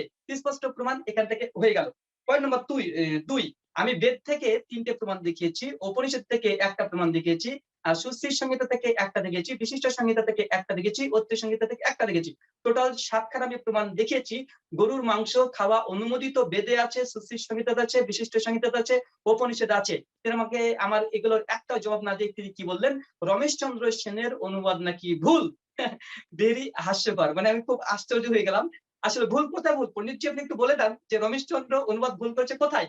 আমি যে ঋগ্বেদ মন্ডল নম্বর 10 সূক্ত নম্বর 86 মন্ত্র নম্বর 13 এবং 14তে যে শ্লোকটা রমেশচন্দ্র যে অনুবাদ করেছে, হিন্দু স্কলার, কোন মুসলিম স্কলার না, তো কোথায় ভুল করেছে আপনি একটু দেন। উনি বললেন উনি নাকি বেদ থেকে 1000 আয়াত পেশ করবে, 1000 শ্লোক মন্ত্র পাঠ করবে যেখানে গোমাংস নিষিদ্ধ করা হয়েছে। 1000 না, একটা দেন, আমরা তো একটাই চাইছি। এখন তো একটাই, এখন পর্যন্ত তিনি দেননি। তিনি চলে গেলেন কোথায়? মহাভারতের যুগে গোমাংসকে কি বলা হয়েছে, এটা নিকৃষ্ট, এটা এটা সেটা হাবিজাবি অনেক কিছু বললেন। মহাভারতের যুগ নয়, আমি বেদ থেকে আপনাকে আগে দেখেছি। এখানে দুটো বিষয় আমি স্পষ্ট করে দিব। উনি বলেন যে আমি যে বেদ থেকে দেখেছি, এই বেদ নাকি এটা কোনো অথেন্টিক কোনো অনুবাদ নয়। রমেশচন্দ্র সেন চিন্তা করে দেখেন, এই রমেশচন্দ্র সেন বইয়ের আমি উল্টো একটু পৃষ্ঠাতে ইয়ে করবো, মানে বলেছে। আপনারা একজনের যুক্তিকে আরেকজন হাবি জাবি বা এটাকে ছোট করে না দেখে একজনের ইয়ে করুন, তাহলে পরে সুন্দর হয়। হ্যাঁ, জি আচ্ছা, ওকে বলুন। ওকে। না না, তিনি যেহেতু বলছেন যে বেদের নাকি রমেশচন্দ্র অথেন্টিক অনুবাদ নয়, দেখেন বঙ্কিমচন্দ্র চট্টোপাধ্যায়ের মন্তব্য দেওয়া আছে, রমেশচন্দ্র বেদ প্রসঙ্গে তিনি প্রশংসা করেছেন, বঙ্কিমচন্দ্র চট্টোপাধ্যায় স্বয়ং। আর তিনি বলছেন নাকি এটা চলবে না। আমার কথা হচ্ছে এটা, যদি অনুবাদ যদি ভুল হয়ে থাকে তাতে আমার কি? অনুবাদ যদি রমেশচন্দ্র ভুল থাকে তাতে আমার কি? তাহলে আপনি এইসব প্রকাশনী, এইসব প্রকাশনী কলকাতা গিয়ে বন্ধ করে দেন। আমাকে কি বলছেন? বেদ আমি যেটা পেয়েছি স্পষ্ট ভাবে গোমাংস খাওয়া, ইন্দ্র গোমাংস খেয়ে মোটা হওয়ার কথা বলেছে, যুদ্ধে যাওয়ার আগে গোমাংসকে রান্না করে খাবার কথা বলেছে, আমি মন্ত্র দেখিয়েছি। যদি আপনি বলেন যে না এই অনুবাদ মানবো না, আপনাকে আমি আরেকটা অনুবাদ দেখাচ্ছি, ওটা অনুবাদ নেবেন। এটা হচ্ছে অক্ষয় লাইব্রেরির অনুবাদ, অক্ষয় লাইব্রেরির অনুবাদ। এই অক্ষয় লাইব্রেরির অনুবাদ এখানেও একই কথা বলা হয়েছে, ঋগ্বেদ মন্ডল 10 নম্বর 86 মন্ত্র 13-14তে গোমাংস ভক্ষণ করার কথা আছে। সময় স্বল্পতার কারণে স্ক্রিনশট দেখাচ্ছি, চ্যালেঞ্জ করুক, আমি দেখাবো যে না অক্ষয় লাইব্রেরিতে দেখা না। তর্কের ক্ষেত্রে ধরে নিলাম বেদে হতে পারে অনুবাদ রমেশচন্দ্র ভুল করেছে, যদিও কোন শব্দ দিয়ে ভুল করেছে এটা তিনি বলতে পারেননি এবং বলেননি। আমি আপনাকে উপনিষদ থেকে দেখিয়েছি, যদি আপনি ভালো সন্তান পেতে চান তাহলে আপনাকে গরু মাংস খেতে হবে, স্বামী স্ত্রী সেক্স করতে হবে, তাহলে একটা আপনি উত্তম ভালো সন্তান পাবেন। উপনিষদে স্পষ্ট ভাবে আছে। তাহলে আপনি উপনিষদটা বলেন। আমি 6টা প্রমাণ দিয়েছি, কটা খণ্ডন করবেন? কটা অনুবাদ ভুল আছে? যদি ভুল থাকে আপনাকে এখানে পেশ করতে হবে। 3 নম্বর পয়েন্ট তিনি এখানে একটা বলার চেষ্টা করেছেন, মহাভারত থেকে এবং কোন লেখকের বই এসে তিনি পড়তে শুরু করেছেন, যমক লেখক এই কথা বলেছে। তো আমার কথা হচ্ছে এটা শাস্ত্রে তথা বেদে কি গোমাংস খাওয়ার কথা আছে? অনুমোদিত না নিষিদ্ধ? তিনি কোন লেখকের বই থেকে পেশ করলেন যে না বেদে নাকি এই গোমাংস হত্যার কথা নেই। আমি তাহলে তেমন লেখকের কোনো কথা আপনার সামনে পেশ করছি টিট ফর ট্যাট হিসাবে। আমি আপনাদেরকে দেখাচ্ছি এই মুহূর্তে শ্রীমদ ভাগবত গীতার যথাযথ, যেটা ইস্কনিদের অনুবাদ, শ্রীমদ ভাগবত গীতা অধ্যায় নম্বর 18 শ্লোক নাম্বার 3-এ এখানে ব্যাখ্যা স্বামী প্রভুপাদ তিনি কি ব্যাখ্যা করছে দেখেন। স্বামী প্রভুপাদ লিখছেন দেখেন, যদিও যদিও যজ্ঞে পশু বলি, দেখেন যদিও যদিও যজ্ঞে পশু বলির নির্দেশ বৈদিক শাস্ত্রে পাওয়া যায়, বৈদিক শাস্ত্রে পাওয়া যায় মানে বেদে পাওয়া যায়। কি লিখছে তারপরে দেখেন, যদিও পশু বলির কথা বৈদিক শাস্ত্রে পাওয়া যায়, যজ্ঞে বলি দেওয়ার উদ্দেশ্য হচ্ছে পশুটিকে নবজীবন দান করা। কখনো কখনো যজ্ঞে বলি দেওয়ার মাধ্যমে পশুকে নতুন পশুর জীবন দেওয়া হতো এবং কখনো কখনো পশুটিকে তাৎক্ষণিক মানুষের জীবন উন্নতি করা হতো। মানে এখানে স্বামী প্রভুপাদ তিনি বলছেন বেদের মধ্যে গৌ মাংস খাওয়ার কথা প্রমাণিত। স্বামী প্রভুপাদ ইসকনদের এটা অথেন্টিক একটা গীতা। এখন তিনি যদি এটাও মানতে না চান, না মানলে আমার কিছু যায় আসে না। আমার কথা হচ্ছে আমি প্রমাণ দেখানো। পয়েন্ট নাম্বার 2, উনি বলছেন যে নাকি বেদে নাকি গোমাংস খাওয়ার কথা নেই। আমি দেখাচ্ছি গ্রন্থ থেকে, তিনি কার লেখা পড়েছেন তিনি, আমি দেখাচ্ছি দেখেন মনুষ্য সংহিতা, সংহিতা শাস্ত্র, যে সংহিতা শাস্ত্র থেকে স্বয়ং স্বামী দয়ানন্দ সরস্বতী তিনি অনেক রেফারেন্স কোট করেছে। তার একটা বই আছে গো করুণা নিধি। এই গো করুণা নিধির 11 নম্বর পৃষ্ঠায় মনুষ্য সংহিতা থেকে উল্লেখ করেছে রেফারেন্স। আমি আপনাকে দিচ্ছি মনুষ্য সংহিতাতে কি বলছে দেখেন, আশ্চর্য হয়ে যাবেন। দেখেন কি লিখছে দেখেন, তাকে অহিংসা মানে পশু হিংসা নিয়াত আছে, অর্থাৎ অনাদি কাল থেকে চলে আসছে। তাকে অহিংসা বলেই জানতে হবে, কারণ বেদে এরকম বলা হয়েছে। বলছে বেদে পশু হত্যার কথা বলা হয়েছে। ভগবান মুনু তিনি বলছেন, দেখেন লাল দিয়ে আমি দাগে রেখেছি, বেদে বলা হয়েছে স্পষ্ট ভাবে পশু হত্যার কথা আছে। তার মানে বোঝা গেল পণ্ডিত মহেন্দ্রপাল আরিয়া তিনি বললেন যে বেদে নাকি পশু হত্যার কথা নেই। আমি খণ্ডন করলাম কি ভগবান মুনুর কথা দিয়ে, মুনুর সংহিতা থেকে, এবং আমি দেখালাম আপনাকে শ্রীমদ ভাগবত গীতা থেকে। তারা বলছে না, বেদের মধ্যে গোমাংস খাবার কথা স্পষ্ট প্রমাণিত আছে। আর শ্রীমদ ভাগবত গীতা অধ্যায় 16 শ্লোক নম্বর 23 এবং 24 স্পষ্ট ভগবান শ্রীকৃষ্ণ বলেছে, ইয়া শাস্ত্র বিধি মুস্ত্রি যে বার্তারে কাম করা তা না আসুতম না সিদ্ধম না গণতি না পারঙ্গতি। শাস্ত্র বিধি পরিত্যাগ করে কোনো ধর্ম পালন করা উচিত নয়। আর শাস্ত্রের মধ্যে আছে গোমাংস ভক্ষণ করার কথা। উনি বলছেন বেদে নেই, অতএব বেদ থেকে 3টে শ্লোক মন্ত্র পাঠ করে দেখিয়ে দিয়েছি বেদে আছে। তিনি বলছেন ভুল অনুবাদ, সঠিক অনুবাদ পেশ করুক, তারপর আমি জবাব দিব। চতুর্থ নাম্বার পয়েন্ট, উনি মহাভারতের যুগ আর ইতিহাস নিয়ে তিনি আলোচনা অনেকক্ষণ চালিয়ে গেলেন। আসেন আমরা দেখি মহাভারত আসলে কি বলছে। এই হচ্ছে আমার কাছে মহাভারত, এটা কালী প্রসন্নের মহাভারত। এটা হচ্ছে 2য় খণ্ড, আপনাদেরকে দেখাচ্ছি অনুশাসন পর্ব, পৃষ্ঠা নাম্বার 1170 নম্বর পৃষ্ঠায় কি বলছে দেখেন। মহাভারত অনুশাসন পর্ব, তিনি মহাভারতের যুগের কথা বলেছে। স্বয়ং মহাভারতে কি লেখা আছে দেখেন গোমাংস ভক্ষণ করার ব্যাপারে। এখানে যুধিষ্ঠির কহিলেন, পিতামহে পিতৃলোক কোন বস্তু দান করিলে অক্ষয় হইয়া থাকে। মানে যুধিষ্ঠির তিনি বলছে, তাকে শিক্ষা দিচ্ছেন যে যদি কোনো পিতা যদি মারা যায়, তার আত্মাকে সন্তুষ্ট করার জন্য কি করণীয়। যুধিষ্ঠির বলছে, মহিষের মাংস তুমি প্রদান করিলে 11 মাস এবং গোমাংস প্রদান করিলে 1 বছর তৃপ্তি লাভ হইয়া থাকে। স্পষ্ট হয়ে দেখেন কালীপ্রসন্নের মহাভারত।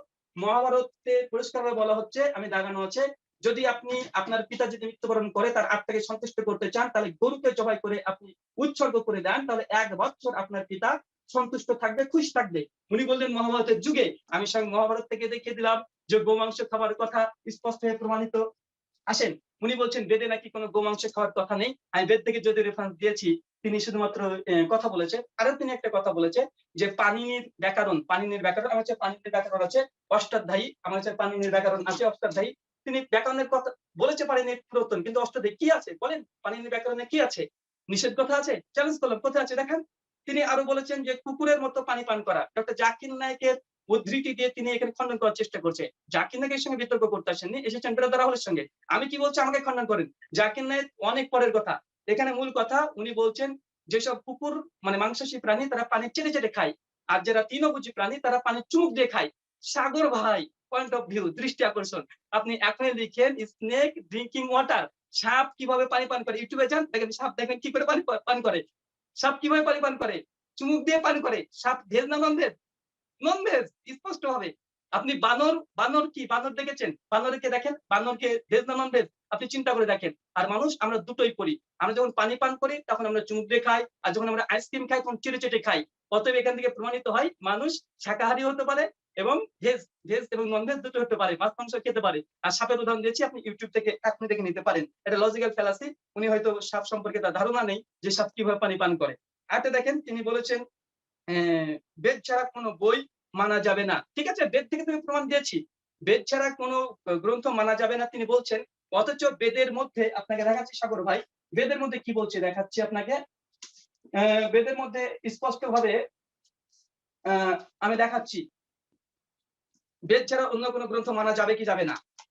বেদ ছাড়া অন্য কোনো গ্রন্থ মানা যাবে কি যাবে না, দেখেন কি বলছে দেখেন।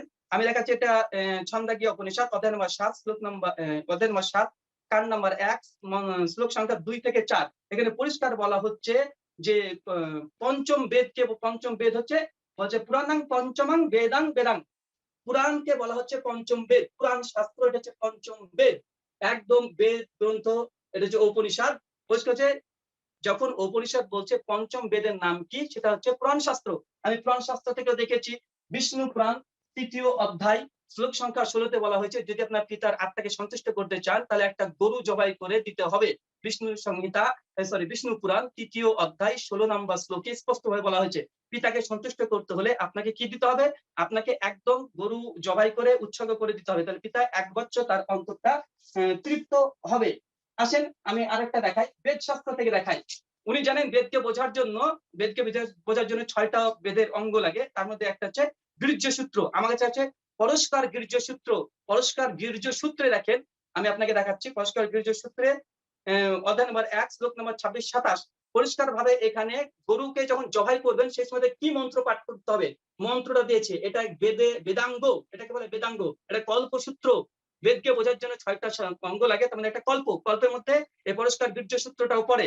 দেখেন গরুকে যখন হত্যা করবেন সেই সময় কি মন্ত্র পাঠ করতে হবে এটাও বলা হয়েছে। আরো দেখেন, আমি আপনাকে আরো কয়েকটা রেফারেন্স দিতে পারবো, আমি এখানে অনেকগুলো রেফারেন্স দিতে পারবো। তার মানে আপনাকে দেখালাম বেদের অঙ্গ থেকে প্রমাণিত আপনাকে অবশ্যই গরুর মাংস এটা হিন্দু ধর্মগ্রন্থ বেদ থেকে অনুমোদিত, বেদাঙ্গ থেকে অনুমোদিত আপনাকে দেখিয়ে দিলাম। আসেন আরো কিছু প্রমাণ দেখাই। দেখেন এটা হচ্ছে রামায়ণ। রামায়ণ আপনাদের সকলে খুব ভালোভাবে জানেন, রামায়ণকে ইতিহাস বলা হয়। আর ছন্দেক উপনিষদে বলেছে যে পঞ্চম বেদ হচ্ছে পুরাণাং ও ইতিহাসাং। ইতিহাস মানে এখানে রামায়ণ।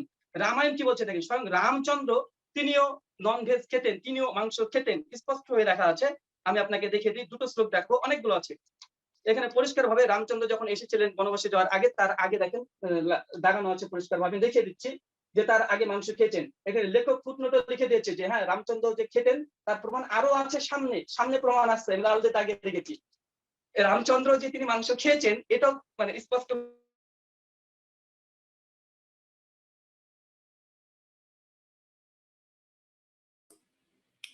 রাহুল ভাই আপনাকে গীতা থেকে দেখালাম আমি, এবং তার যৌক্তিক যেগুলো মানে তিনি খণ্ডন করার চেষ্টা করেছেন, যে কুকুরের যে পানি চেটে চেটে খায়, আমি সেটা খণ্ডন করেছি। আমার মনে হয় তার মানে পেশ করা উচিত যে রমেশচন্দ্র বেদ যে ভুল কোথায় আছে, কোন অর্থ ভুল। আমি বেদের দুটো অনুবাদ পেশ করেছি, একটা নয় দুটো। বঙ্কিমচন্দ্র চট্টোপাধ্যায় স্বয়ং রমেশচন্দ্র বেদের প্রশংসা করেছে। তাই বেদে স্পষ্টভাবে অনুমোদিত, সায়েন্টিফিক ভাবে অনুমোদিত এবং একাধিক ভাবে আমরা প্রমাণ করতে পারি একদম বেদের মধ্যে এবং হিন্দু শাস্ত্রে গোমাংস অন্যান্য প্রাণী মাংস খাওয়াটা অনুমোদিত, একাধিক প্রমাণ। এবং যদি আপনি গোমাংস খান তাহলে আপনার সন্তান ভালো হবে, আপনি শরীর সুস্থ হবে, আপনার জ্বর ভালো হবে, কাশি ভালো হবে, এই কথাগুলো আমি আপনাকে একদম দেখিয়ে দিয়েছি একাধিক গ্রন্থ। এটা হচ্ছে চারক সংহিতা। চারক সংহিতা প্রথম খণ্ড, এখানে পরিষ্কার ভাবে মন্ত্র শ্লোকে বলা হচ্ছে যদি মহিষ এবং গরু মাংস খান তাহলে জ্বর সর্দি কাশি সমস্ত কিছু ভালো হয়ে যাবে। দেখেন এটা যে হিন্দু ধর্মীয় শাস্ত্র চারক সংহিতা। চারক সংহিতা থেকে আমি এটা আপনাকে দেখিয়ে দিলাম, একাধিক ভাবে প্রমাণিত আছে। তাই গৌমাংস হিন্দু ধর্মগ্রন্থ ভাবে সম্পূর্ণভাবে অনুমোদিত, মহাভারতের যুগেও অনুমোদিত ছিল, বেদে অনুমোদিত, সুশ্রী সংহিতা অনুমোদিত।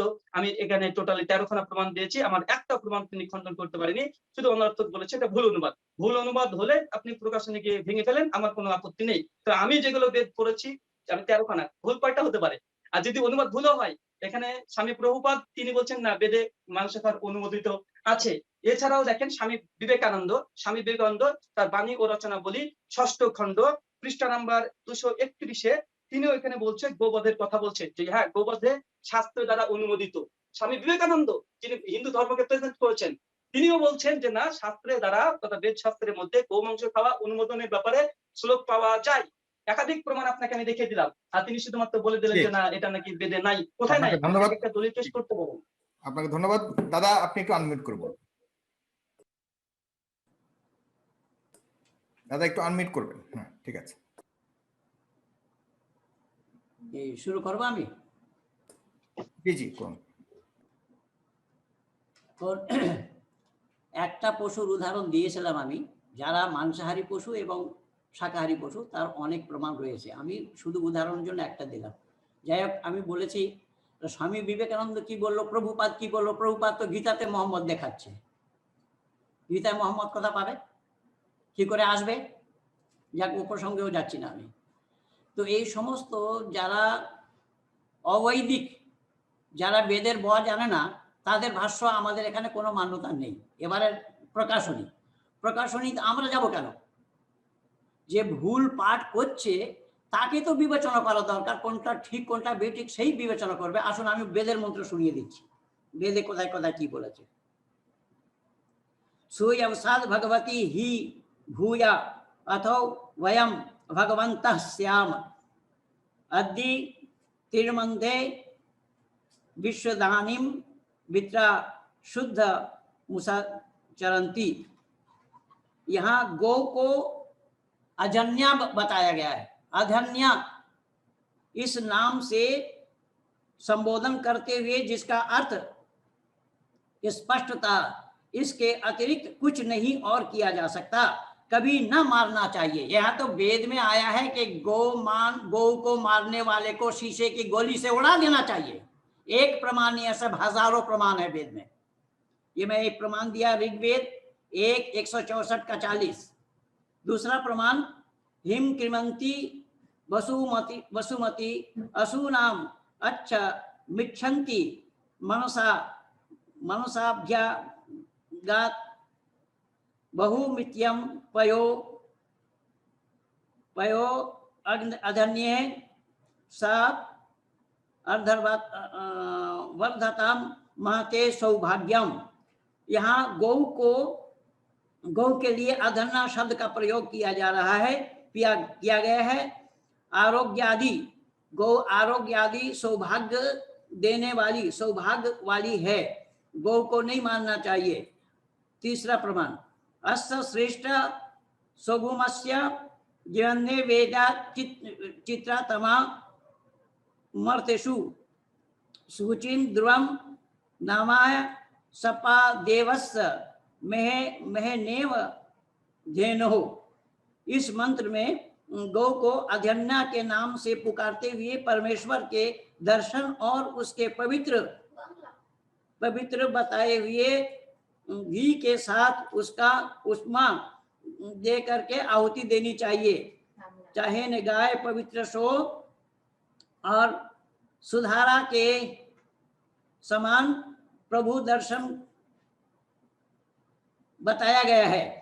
वेदे अनेक मंत्र আছে, এখানে আমি সব হিন্দিতে বললাম।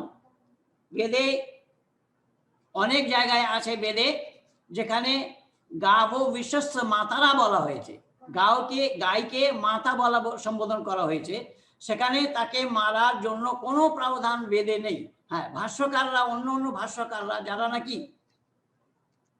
পৌরাণিক জগতের, যারা নাকি বামমার্গী, তো বামমার্গী রমেশচন্দ্র भी বামমার্গী, রমেশচন্দ্র মতো বামমার্গীরা যারা অর্থ করেছে তারা একটা শব্দের অনেক অর্থ হয়। যেমন আমি একটা ছোট প্রমাণ দিচ্ছি, এটা করেছে ম্যাক্স মুলার বলেছে এখানে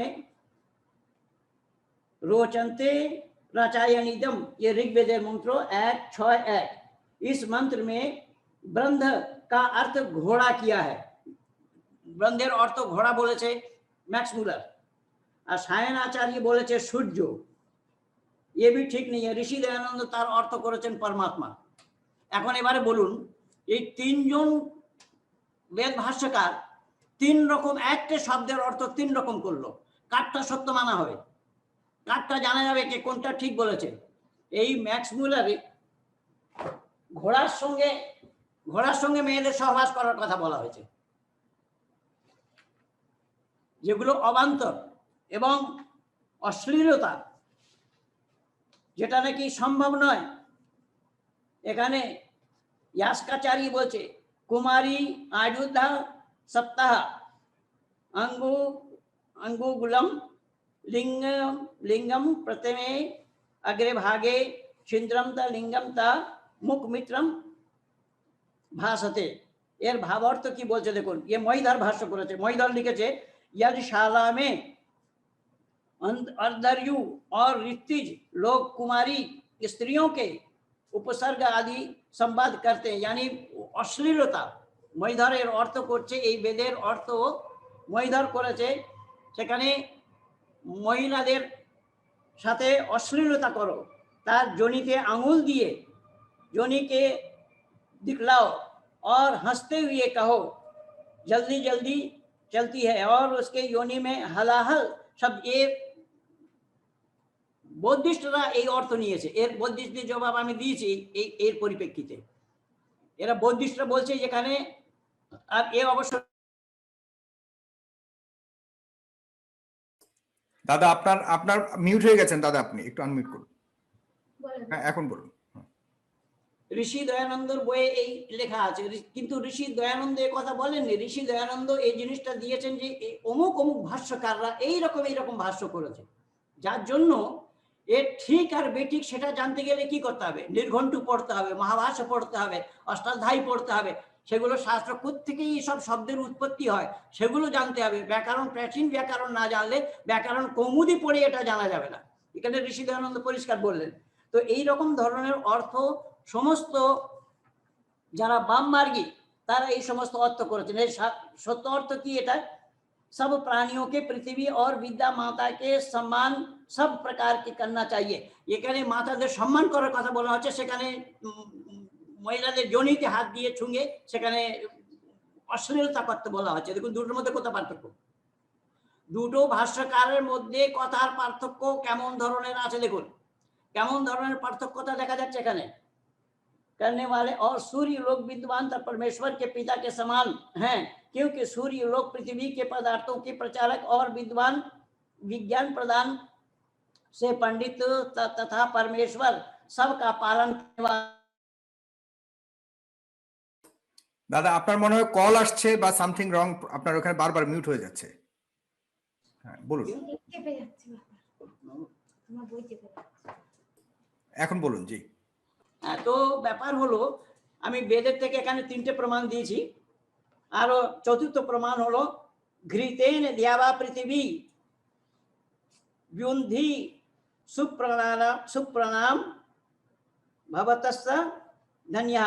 ऋग्वेदेर 5:84 এখানে বলা হয়েছে অর্থাৎ सभी न मारने योग्य गौ की जल पिए, गौ के जल पीने तथा उत्तम स्वास्थ्य देने की और उसके शुद्ध घृत से पृथ्वी के आकाश को भर देना चाहिए, जो घी से हवन किया जाता है। এবারে ওখানে কোরআনেও সেই কথা বলা হয়েছে, কিন্তু এই গাই তারা গোবর, তাদের পেটে গোবর থাকে, রক্ত থাকে, কিন্তু তারা শুধু ঘাস তৃণলতা খেয়ে তারা আমাদের দুধ দেয়, এই কথা এখানে বলা হয়েছে।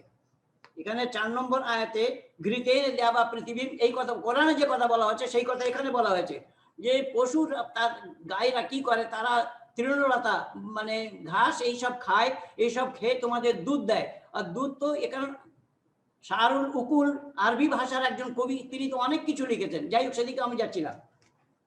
পঞ্চম প্রমাণ হলো এশস কারুজ্যতে সূর্যস্য ব্রুয়ান উষসাম সুমন্যः ঈশাতা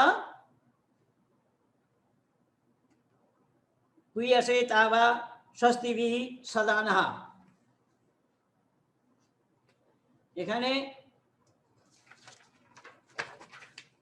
बोला है तो इस मंत्र में कर्मशील तोता का वर्णन किया गया है कि वह उत्तम विचारों वाला उषा काल से पूर्व ही जाग जाता है, और अधन्य यानी अघन्य गाय को बोला गया है, कभी ना मारने योग्य, जिसको कभी ना मारा जाए उसको अज्ञान्य कहा जाता है, कि उसके साथ दुर्व्यवहार करना छोड़ दो। 6 नंबर प्रमाण नादम व ओदितीनाम नदाम चुयतीनाम प्रतिमा अदन्या धर्मान्वेषण परि। ऋग्वेद 8:96-2 और सामवेदेर 15-12 आछे। यहाँ सभी धेनु नाम अर्थात दोनों का विशेषण अधन्या नाम से करने का कहा गया है, जिसको कभी ना मारना चाहिए, अर्थात गाय मारने वालों को शीशे की गोली से भून देना चाहिए। ये तो वेदे परस्पर विरोधी कथा की करे हबे? वेदे परस्पर विरोधी कथा की करे हबे? भाष्यकाररा विरोधी भाष्य करेছে, যারা নাকি কমিউনিস্ট, যারা নাকি মার্ক্সবাদী, সেই মার্ক্সবাদীদের ভাষ্যে এরকম বেদ বিরুদ্ধ আচরণ করা হয়েছে। আর আজকের থেকে নয়, আমি তো মহাভারত থেকে বললাম, মহাভারত কাল থেকে আমাদের বিদ্বানরা এই কথা স্বীকার করেছে। এখানে যদি জানতে গেলে ঋষি অরবিন্দকে পড়তে হবে, বঙ্কিমচন্দ্রকে পড়লে এটা জানা যাবে না। ঋষি অরবিন্দকে পড়লে ঋষি অরবিন্দ কার সমর্থন করেছে এই বেদ বিষয় নিয়ে, রাজা রামমোহন রায় কি বলে গেছেন বেদ বিষয় নিয়ে, বাঙালিদের বিশেষ করে তাদেরকে পড়তে হবে। রাজা রামমোহন রায়কে পড়লে জানা যাবে, বঙ্কিমচন্দ্র চট্টোপাধ্যায়কে পড়লে জানা যাবে, বিবেকানন্দকে পড়লে জানা যাবে না। কারণ বিবেকানন্দ হোক, রামকৃষ্ণ পরমহংসদেব হোক, তারা মৃত্যু অবস্থা গোমাংস খেয়েছে। তারা কি করে বলবে গোমাংস খাওয়া নিষেধ? কিন্তু বেদে এখানে 7 নম্বর প্রমাণ, सभी मास धन्या उत्तरशिनाम देवानाम शिवम सोमामिद्रम पातवे। यहाँ भी धेनवा गावों का विशेष अध्ययना के नाम से पुकारा गया है। ये ऋग्वेदेर मंत्र 9, 96, 3 और ऋग्वेदे एसছে 10, 6, 11 और ऋग्वेदे एसছে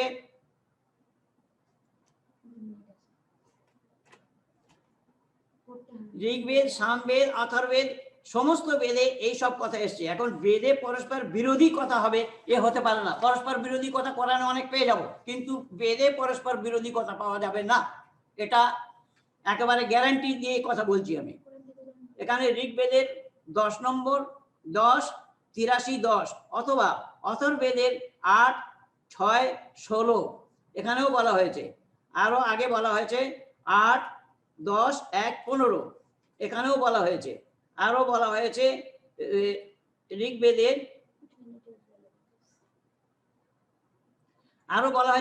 তো এইরকম 10 জায়গা থেকে আমি বেদের উদাহরণ দিলাম।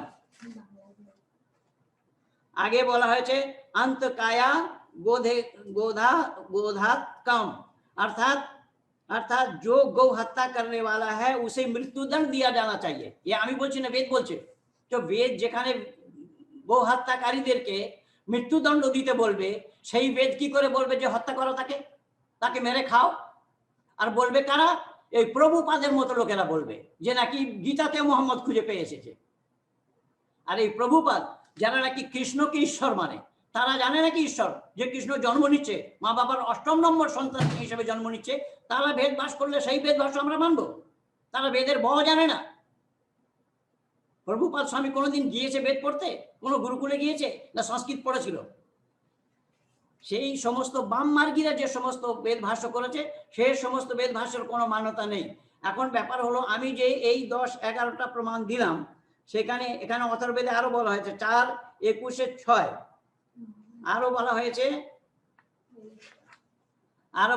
অথর্বেদে 4, 2, 1, 7 আরো অথর্বেদে বলা হয়েছে 1, 1, 64 আরো অথর্বেদে বলা হয়েছে 49। তো এই রকম বেদে পরস্পর বিরোধী কথা কি করে হবে? আমি সব মিলিয়ে এখানে কয়েকটা প্রমাণ দিয়েছি। সেই প্রমাণের মধ্যে সমস্ত সব বেদের প্রমাণ দিয়েছি। যে বেদে গাবো বিশ্বস্ত মাতারা বলা হয়েছে, যে বেদে গায়কে মা বলা হয়েছে, এখানে তো আমি বললাম ধূর্তই প্রবীতন্তে যজ্ঞে নইলে দেবেশু বিদ্যতে। এ ধূর্ত লোকেরা এইসব প্রচার করেছে, ধূর্ত লোকেরা এইসব ব্যাখ্যা করেছে। সেই ধূর্তটা কেমন তাও আমি দেখিয়ে দিয়েছি। এক শব্দের অনেক অর্থ হয়, সেই অনেক অর্থ কোনটা কোন জায়গায় লাগবে। যেমন আমি আপনাকে বললাম, আপনি ভোজন করছেন, আপনি যদি দাসকে বলেন তুমি নিয়ে এসো আমার জন্য সন্দক, তো সে নুন নিয়ে যেতে হবে, তাকে ঘোড়া নিয়ে গেলে হবে না। তো দেশ কাল পরিস্থিতি কোন জায়গায় কোন জিনিসটা প্রযোজ্য হবে সেটা মাথায় রাখতে হবে আগে। আপনাকে ধন্যবাদ দাদা। রাহুল ভাই আপনি আনমিউট করেন। জি দর্শক, আপনারা অবশ্যই খুব ভালো লাগছে আমার ডিবেটটি বা আলোচনাটি। আপনারা অবশ্যই আপনাদের টাইমলাইনে শেয়ার করবেন। আমরা এ পর্বে যাচ্ছি দাদা রাহুল আপনার কাছে, দয়া করে আপনি বলবেন। সুপ্রিয় শ্রোতা মণ্ডলী, বিসমিল্লাহ।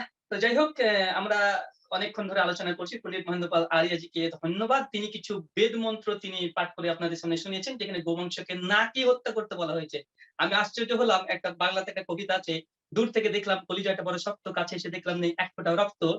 মানে যখন পণ্ডিত মহেন্দ্র পাল আরিয়াজি তিনি ডক্টর জাকির নাইককে নাকি 20 বছর ধরে চ্যালেঞ্জ করছে, আমি ভেবেছিলাম কত বড় না যিনি পণ্ডিত হবে। এখানে এসে আমি হতাশ হয়েছি তার দলিল প্রমাণের দিক থেকে। তো যাই হোক, তারপরে আসেন আমরা দেখি, তিনি প্রথম থেকে বারবার বলতে চাইছেন আমি বেদ থেকে 3টে মন্ত্র দেখেছি, যে বেদে ইন্দ্র গোমাংস খেয়ে মোটা হওয়ার কথা বলেছে, যুদ্ধের পূর্বে গোমাংস খাওয়ার কথা বলেছে, 20খানা গরুর মাংস গরুকে জবাই করে খাওয়ার কথা বলা হয়েছে ঋগ্বেদ মন্ডল 10, 86, মন্ত্র 13, 14। তো উনি বারবার বলছে এখানে রমেশ চন্দ্র নাকি ভুল অনুবাদ করেছে। পণ্ডিত জি ভুল অনুবাদ কি করেছে আপনি সেটা তো বলবেন। আপনি বললেন যে অনুবাদ করতে হলে তিনি অনেক উদাহরণ দিয়েছেন যে এই অর্থ কে নিয়েছেন, লবণ কে নিয়েছে, ঘোড়া, ঘোড়া বাড়ি ঘর যা ইচ্ছা নিক, সমস্যা আপনি যদি বলে দিলেন এই অর্থে কিনা ভুল করেছে। তো বেদের যে মন্ত্র আমি দিয়েছি এই মন্ত্রে কি ভুল অনুবাদ করেছে রমেশ চন্দ্র? আর যদি ভুল করেও থাকে আমি দুটো অনুবাদ দিলাম, দুজন অনুবাদ ভুল করেছে এটা হতে পারে? জড়ীয় প্রভাবিটি বলে যে এটা দুটো অনুবাদ কখনো ভুল হতে পারে না, বরং পণ্ডিত মহেন্দ্রপাল আর্যজি তিনি ভুল অনুবাদ করছেন।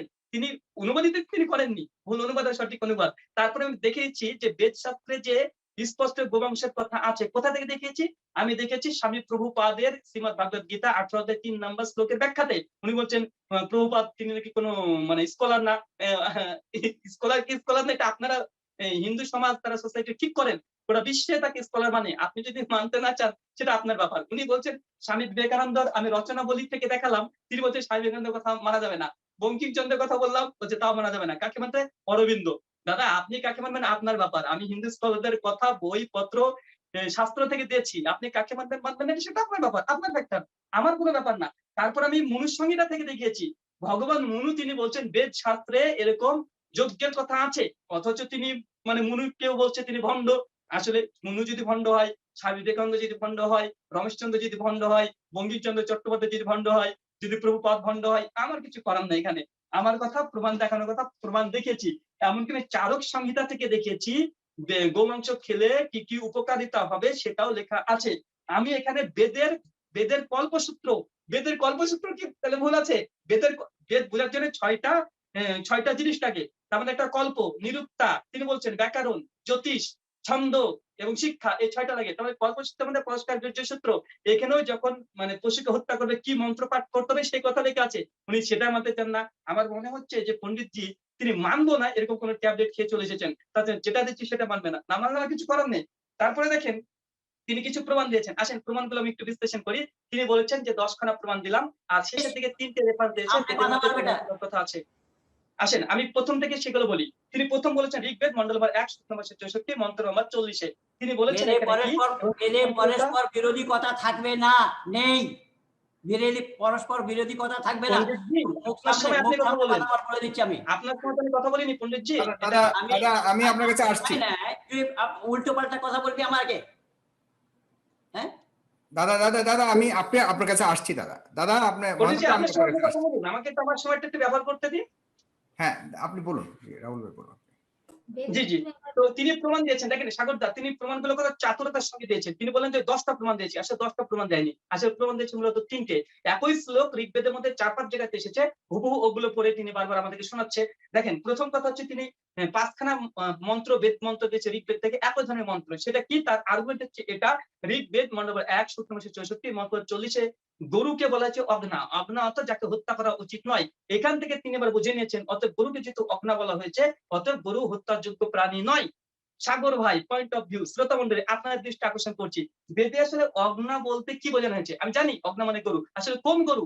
সাগর ভাই অনেকে জানে না, আমরা যদি বাংলাতে গরু বলি, গাভী বলি আর বলদ বলি, কিন্তু সংস্কৃত ভাষায় গরুকে অনেক নামে ডাকা হয়। 12খানা গরুর নাম আছে। তার মধ্যে একটা বৃষ, যখন এই শব্দ আসে সেই সময়তে ইয়াং গরুকে বোঝানো হয়। যখন মানে আপনার আসবে বসা তখন হচ্ছে বন্ধা গরুকে বোঝানো হয়। যখন আসবে অগ্না তখন বলা হয় মাদার কাউ তথা মাতৃ গরু।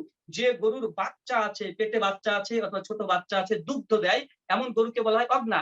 আর পণ্ডিতজি তিনি 6খানা মন্ত্র পাঠ করেছে, বেদে গরুকে অগ্না বলেছে, অতএব গরুকে হত্যা করা উচিত নয়, এটা তার বুঝ। কিন্তু দেখেন উনি বলে ব্যাকরণ শাস্ত্র বুঝতে হবে। জি হ্যাঁ, ব্যাকরণ থেকে দেখাবো, ব্যাকরণ নিয়ে এসেছি আপনাদের সঙ্গে। এটা হচ্ছে অমর কোষ, এটাকে দেখছেন অমর কোষ।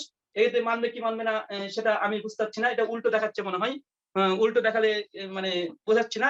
দেখেন অমর কোষ 270 নম্বর পৃষ্ঠা, সেখানে বলা হচ্ছে 186 নম্বর জায়গাতে বলা হচ্ছে যে যেভাবে দেখাচ্ছে আপনি দেখান। হ্যাঁ জি। আচ্ছা আমি আমি যদি দেখাতে চাই আমি দেখিয়ে দিতে পারি। দেখেন আমি দেখাচ্ছি, এখানে এখানে অগ্না শব্দের অর্থ করেছে, দেখেন অগ্না, দেখেন উপরে দাগানো আছে অগ্না, অগ্না করেছে দেখেন, আমি দাগিয়ে দিচ্ছি মাতৃ গরুকে অগ্না বলা হয়। বসা বলা হয় কাকে? বন্ধা গরুকে বসা বলা হয়। এখানে গরুর 12খানা ভাগ করেছে। তো বেদে যে শ্লোকে, বেদের যে মন্ত্রে অগ্না এসেছে, অগ্না মানে যে গরুর বাছুর আছে মানে বাচ্চা আছে তাকে হত্যা করা উচিত নয়। আমরা একমত। সূরা আবু দাউদ 4579 নম্বর হাদিস আল্লাহ নবী বলেছে যে গরুর বাচ্চা আছে তাকে তোমরা কুরবানি করো না। তো আমরা তো একমত, মানে এখানে অগ্না বলতে মাদার কাউ, মাতৃ গরু, যে বাচ্চা দেয় তাকে হত্যা করা যাবে না, আমরা মুসলিমরা একমত, কোনো দ্বিমত নেই। আমি এখানে ব্যাকরণ শাস্ত্র থেকে দেখালাম, অমর কোষ থেকে দেখালাম 1 নম্বর প্রমাণ। 2 নম্বর প্রমাণ আপনাকে দেখাই, দেখেন উনি যে শ্লোকটা দিয়েছে যে বেদে গরুকে অগ্না বলা হয়েছে, এটা হচ্ছে আর্য সমাজের অনুবাদ, ইংলিশ ভলিউম ঋগ্বেদ সংহিতা 1ম খণ্ড, ডক্টর তুলসীরামের এটা অনুবাদ ইংলিশ। এখানে কি করছে দেখেন সাগর ভাই, উনি অগ্না দিয়ে 7খানা মন্ত্র দিয়েছে যে গরুকে যেহেতু অগ্না বলেছে, অতএব গরুকে হত্যা করা উচিত নয়। দেখেন অগ্না শব্দের অর্থ কি করেছে, আমি দেখাচ্ছি আপনাদেরকে। আমি বেদ আবার খুললাম, দেখেন এটা হচ্ছে ঋগ্বেদ অগ্না শব্দ দিয়ে তিনি বারবার ইস্তেদলাল করেছেন। দেখেন অগ্না বলতে মাদার কাউ বোঝানো হয়েছে, দেখেন মাদার কাউ আমি দাঁড়িয়ে রেখেছি, ইংরেজি সংস্কৃত সবগুলো মাদার কাউ মানে মাতৃ গরু, যে গরুর বাচ্চা আছে তাকে হত্যা করা যাবে না। তো আমরা মুসলিমরা তো একমত, গরু হত্যা স্পষ্ট কোনো নিষিদ্ধ কোনো আয়াত নেই, মানে বেদের মধ্যে কোনো শ্লোক নেই। আমি এখান থেকে ব্যাকরণ থেকে দেখালাম, আমি ইংলিশ ট্রান্সলেশন থেকে দেখালাম, তিনি বলছেন রমেশচন্দ্র অনুবাদ ভুল, ইংলিশ ট্রান্সলেশন দেখালাম, তিনি নিজে ভুল বলছেন, কিন্তু তিনি চাপিয়ে দিচ্ছেন যে একে মানা যাবে না, ওকে মানা যাবে না। আসলে কাকে মানা যাবে কাকে মানা যাবে না শ্রোতা মন্ডলীরা ঠিক করবে।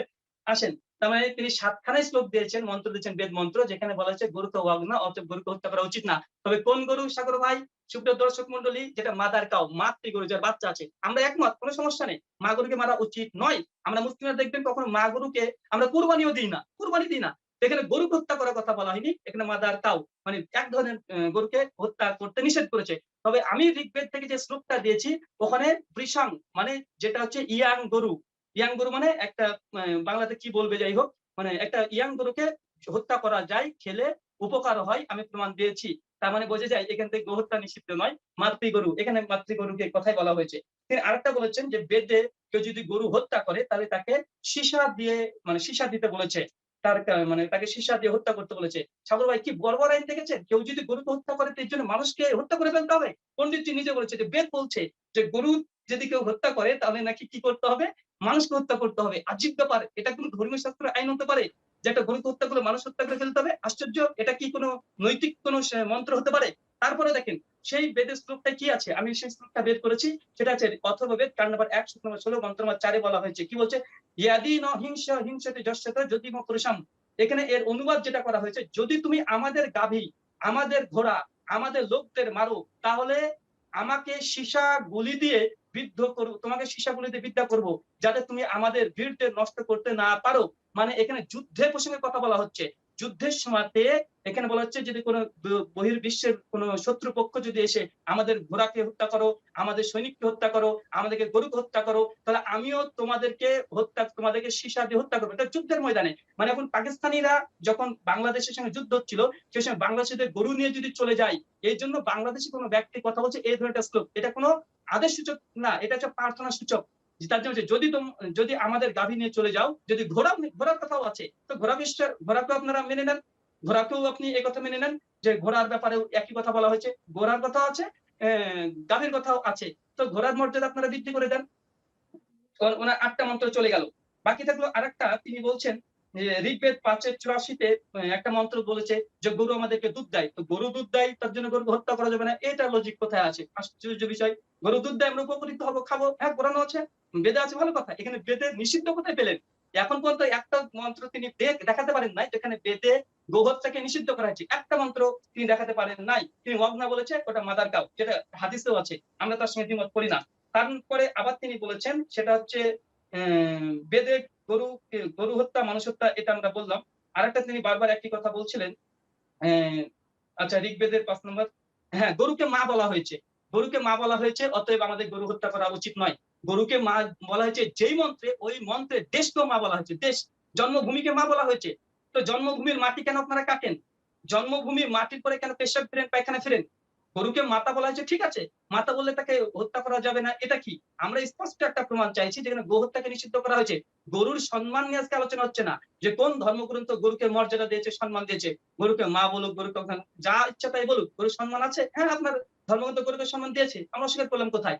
গো হত্যা অনুমোদিত না নিষিদ্ধ, আজকের টপিক এটা।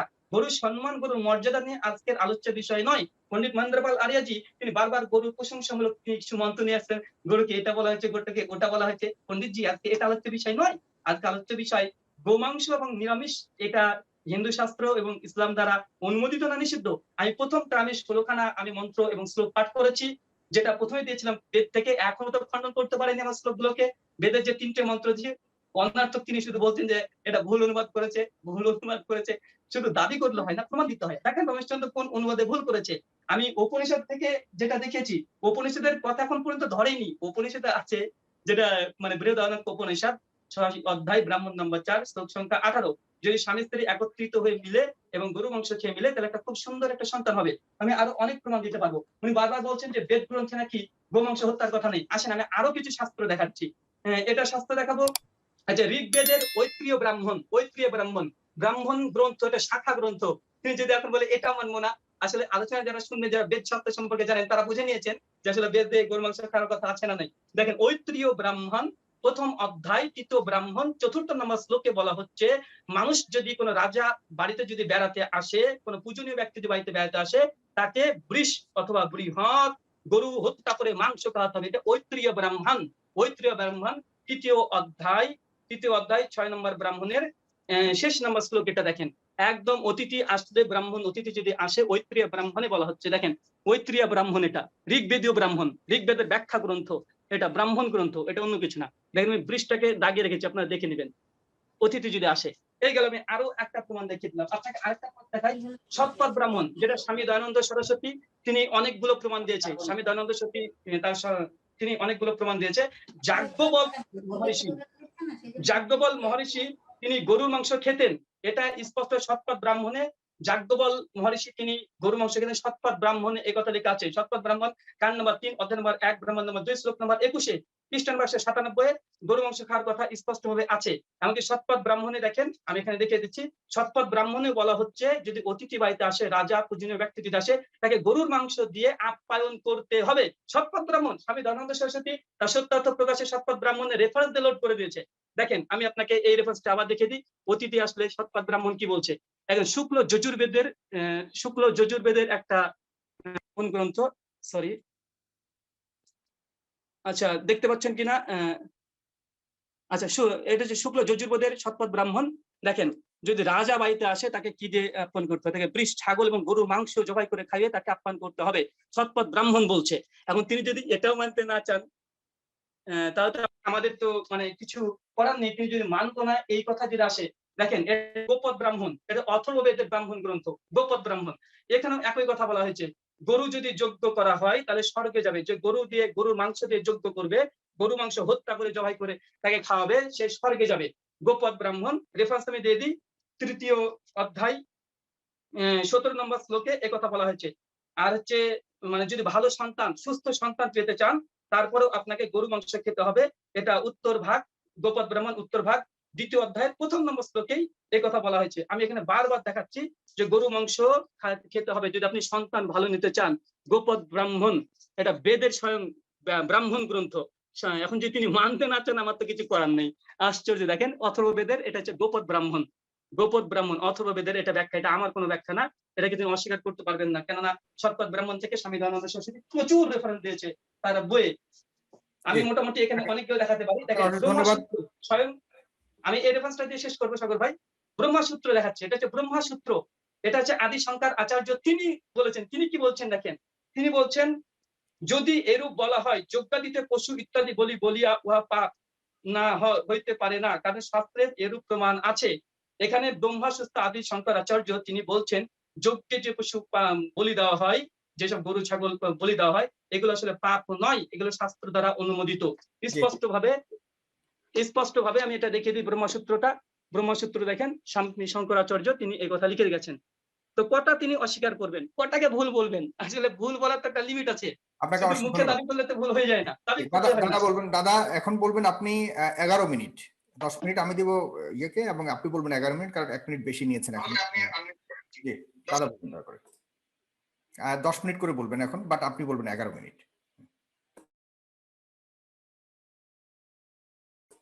দাদা বলুন, দাদা আনমিউট করে বলুন, মহেন্দ্র দা আনমিউট করে বলুন। এ বললো যে আমি বেদ পড়িনি, বেদ জানি না। বেদগুলো আমি দেখিয়ে দিই আগে আপনার সামনে। আমার কাছে সব সংহিতা রয়েছে। বেদ মানে কি, এই ও ভাষ্য করা নয়, এসব সংহিতা। এসব সংহিতা পড়েই আমরা ভাষ্য করি, আমরা এর অর্থ জানি। আর একটা নয়, সব কটাই বেদ আমার কাছে আছে, 4টে। আর আমি শুধু বেদ রাখিনি, আমার বাচ্চারা, ছেলেরা, মেয়েরা বেদ কণ্ঠস্থ করে রেখেছে। ব্যাপার হলো, আমি প্রথমেই বলে এসেছি যে যারা বেদ ভাষ্য করেছে তারা অর্থ সব অনর্থ করেছে। স্বামী শঙ্করাচার্য আহম ব্রহ্মাস্মি বললো, আহম ব্রহ্মাস্মিটা কি করে সিদ্ধ হবে? আমি নিজেই ব্রহ্ম, এ কোনোদিন সিদ্ধ হয় না। সেখানে বেদ সেটাকে ভুল বলা হলো, বেদ এটাকে ভুল বলেছে যে দোয়া সুপর্ণা সাইউজা শাখায়া সমানম বৃক্ষম পরিশোষ যাতে বললো। যাই হোক, সেটা অন্য ব্যাপার। এখানে শুনুন, ঋগ্বেদের 40-7, মনুস্মৃতির 5-51, ঋগ্বেদে অথর্ববেদের 6-140-2, অথর্ববেদের 8-6-23, ঋগ্বেদের 1-164-26, ঋগ্বেদের 1-164-40, ঋগ্বেদের 5-83-8, ঋগ্বেদের 7-6-21-9, ঋগ্বেদের 7-56। দাদা কি বলেছে একটু যদি বাংলাতে। গায়কে মারার কথা বারণ করেছে। গায়, ওই জন্য আমি বলেছি আগে যে বেদে পরস্পর বিরোধী কথা থাকবে না, বেদে ঈশ্বরীয় জ্ঞান হবে না, ঈশ্বরীয় জ্ঞানে পরস্পর বিরোধী কথা হয় না। তো এখানে বলা হয়েছে যে গায়কে মারা যাবে না, গায়কে মারা যাবে না, গোর মাংস খাওয়া যাবে না, মেরে তাকে খাওয়া যাবে না। সে এখানে পরিষ্কার ভাবে মানা হয়েছে, পালন করা হয়েছে। ঋগ্বেদের 8-1-15, ঋগ্বেদের 10-87-16, হে মনুষ্য উন পশুও কো মত মারো, এখানে পরিষ্কার বলা হয়েছে সে পশুদের মারতে মানা করে। এখানে শুধু গায়ে বলে আবার আসেনি, পশুদের মানা করে। আচ্ছা, আর একটা জিনিস আমি একটু বলে দিই, এর থেকে সরে, বেদ থেকে সরে, যে এখানে তো বিকাশবাদীরা বলছে যে বানর থেকে মানুষ হয়েছে। কোনটা মানা হবে? বানর থেকে মানুষ হয়েছে সঠিক, না মানুষ ঈশ্বর তৈরি করেছে সঠিক? কোনটা মানা হবে? এই রকম ধরনের অনেক গোজামিল বা ভেজাল দেওয়া হয়েছে। এখন আমাদের বৈদিক সত্য সনাতন বৈদিক ধর্মর সোপান হলো, প্রথম সিঁড়ি হলো অহিংসা, হিংসা না পারা। আর হিংসা না করে তো মাংস পাবে না, আর হিংসা যে করবে সে কোনোদিন ঈশ্বরের সান্নিধ্য লাভ করতে পারবে না। এবারে গৌ মাংস খেলে সন্তান ভালো হবে, সন্তান ঠিক হবে, এটা হতে পারে হয়তো, তাহলে আতঙ্কবাদী হতো কি করে এত? এটা ঠিক কথা, এটা হতে পারে হয়তো। না দাদা ওদিকে আপনি যাবেন না দয়া করে, মানে আমরা যাবো না, কারণ এই তো প্রসঙ্গে আসলো তো, যখন সন্তান আপনার ভালো চাই, আমরা কেউ কাউকে আক্রমণ না করি দাদা। না, ঠিক আছে, আতঙ্কবাদীদের সন্তান বলবেন না, তারা কারো সন্তান না, তারা কোনো সেটা আলাদা আরেকদিন আলোচনা করব। আমরা ইয়েতেই থাকি, আমরা রেফারেন্সেই থাকি, নিয়ে শাকাহারী অন্ধকারে দেখতে পায়, মাংসাহারীরা অন্ধকারে দেখতে পায় না, মানুষ রাত্রে দেখতে পায় না, বাঘ সিংহ বেড়াল আদি রাত্রে দেখতে পায়। শাকাহারী শরীরের ঘাম হয়, মাংসাহারী পশুদের ঘাম হয় না, তাদের জিভ থেকে লাল পড়ে, ইত্যাদি ইত্যাদি। শাকাহারী আর মাংসাহারী প্রাণীর মধ্যে পার্থক্য কি সেখানে পরিষ্কার বলা হয়েছে। মাংসাহারী প্রাণীর সন্তান উৎপত্তি ক্রিয়া মৈথুনকালে বন্ধনের সৃষ্টি করে, কিন্তু শাকাহারীর মধ্যে তা হয় না। মাংসাহারী প্রাণী ক্ষুদ্রান্ত ছোট হয়, সেখানে অধিক অন্ন নিঃসৃত হয়। মাংসের পচনকালের নিমিত্ত অধিক অ্যাসিডিটি প্রয়োজন হয়, সেই জন্য মাংসাহারীর আসক্ত ব্যক্তি মদ্যপানে অভ্যস্ত হয়ে পড়ে। শাকাহারীর পচন প্রণালী ক্ষুদ্রান্ত বড় হয় এবং অল্প নিঃসরণ করে। মাংসাহারীর নখের ভিতর খালি থাকে, থাকার মধ্যে বন্ধ থাকে। শাকাহারীদের নখ সর্বদা উন্মুক্ত থাকে। মাংসাহারী প্রায় শাকাহারী পশু মাংসাহারী পশুর মধ্যে এই সমস্ত পার্থক্য রয়েছে। যে সকল তথাকথিত বুদ্ধিবাদের দন্তে দাম্ভিত্ব করে, তারা বেদকে জানে না এবং বেদের জ্ঞান তাদের কাছে নেই। অধিকাংশ এই রূপেই স্বীকার করে থাকে, সংকোচ বোধ করেন। তাদের জন্য তাদের কাছে এটি একটি কারণ।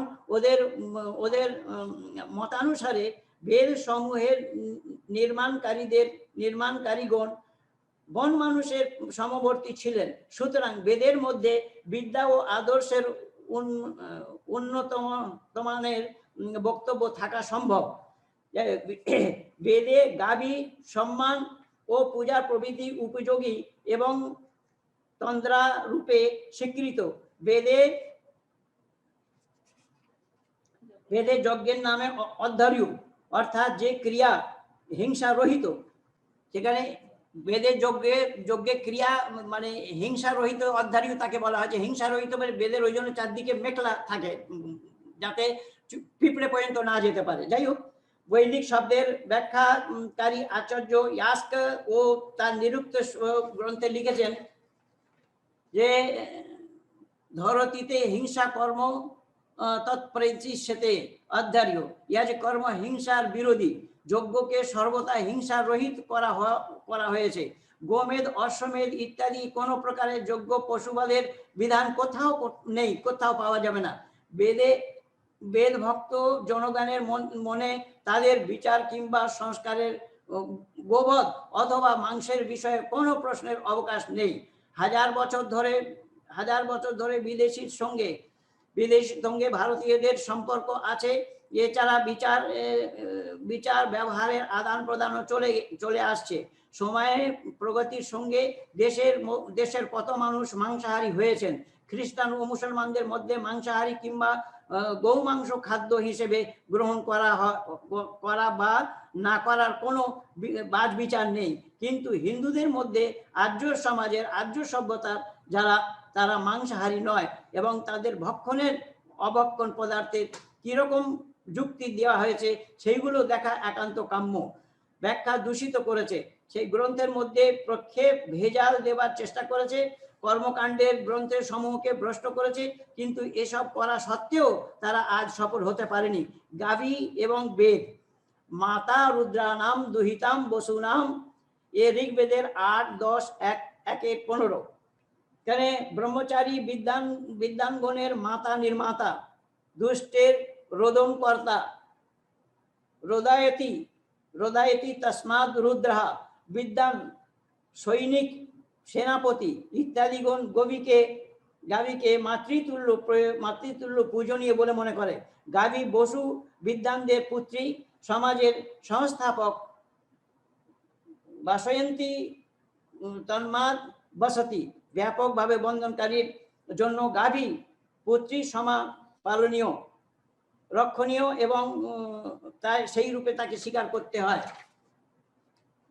অমৃতের কেন্দ্র। গো রক্ষার দ্বারা চিরঞ্জীব সমাজ সচেতন লাভ হয়। অতঃপর বেদ বিচারশীল চিন্তনশীল পুরুষগণকে আদেশ প্রদান করে যে গো নির্দেশ নিষ্পাদন অদিতি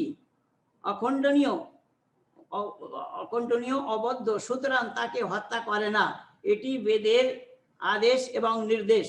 এখানে ইংরেজরাও এই সব কথা মেনেছে। যজুর্বেদে এই কথা বলা হয়েছে 1349।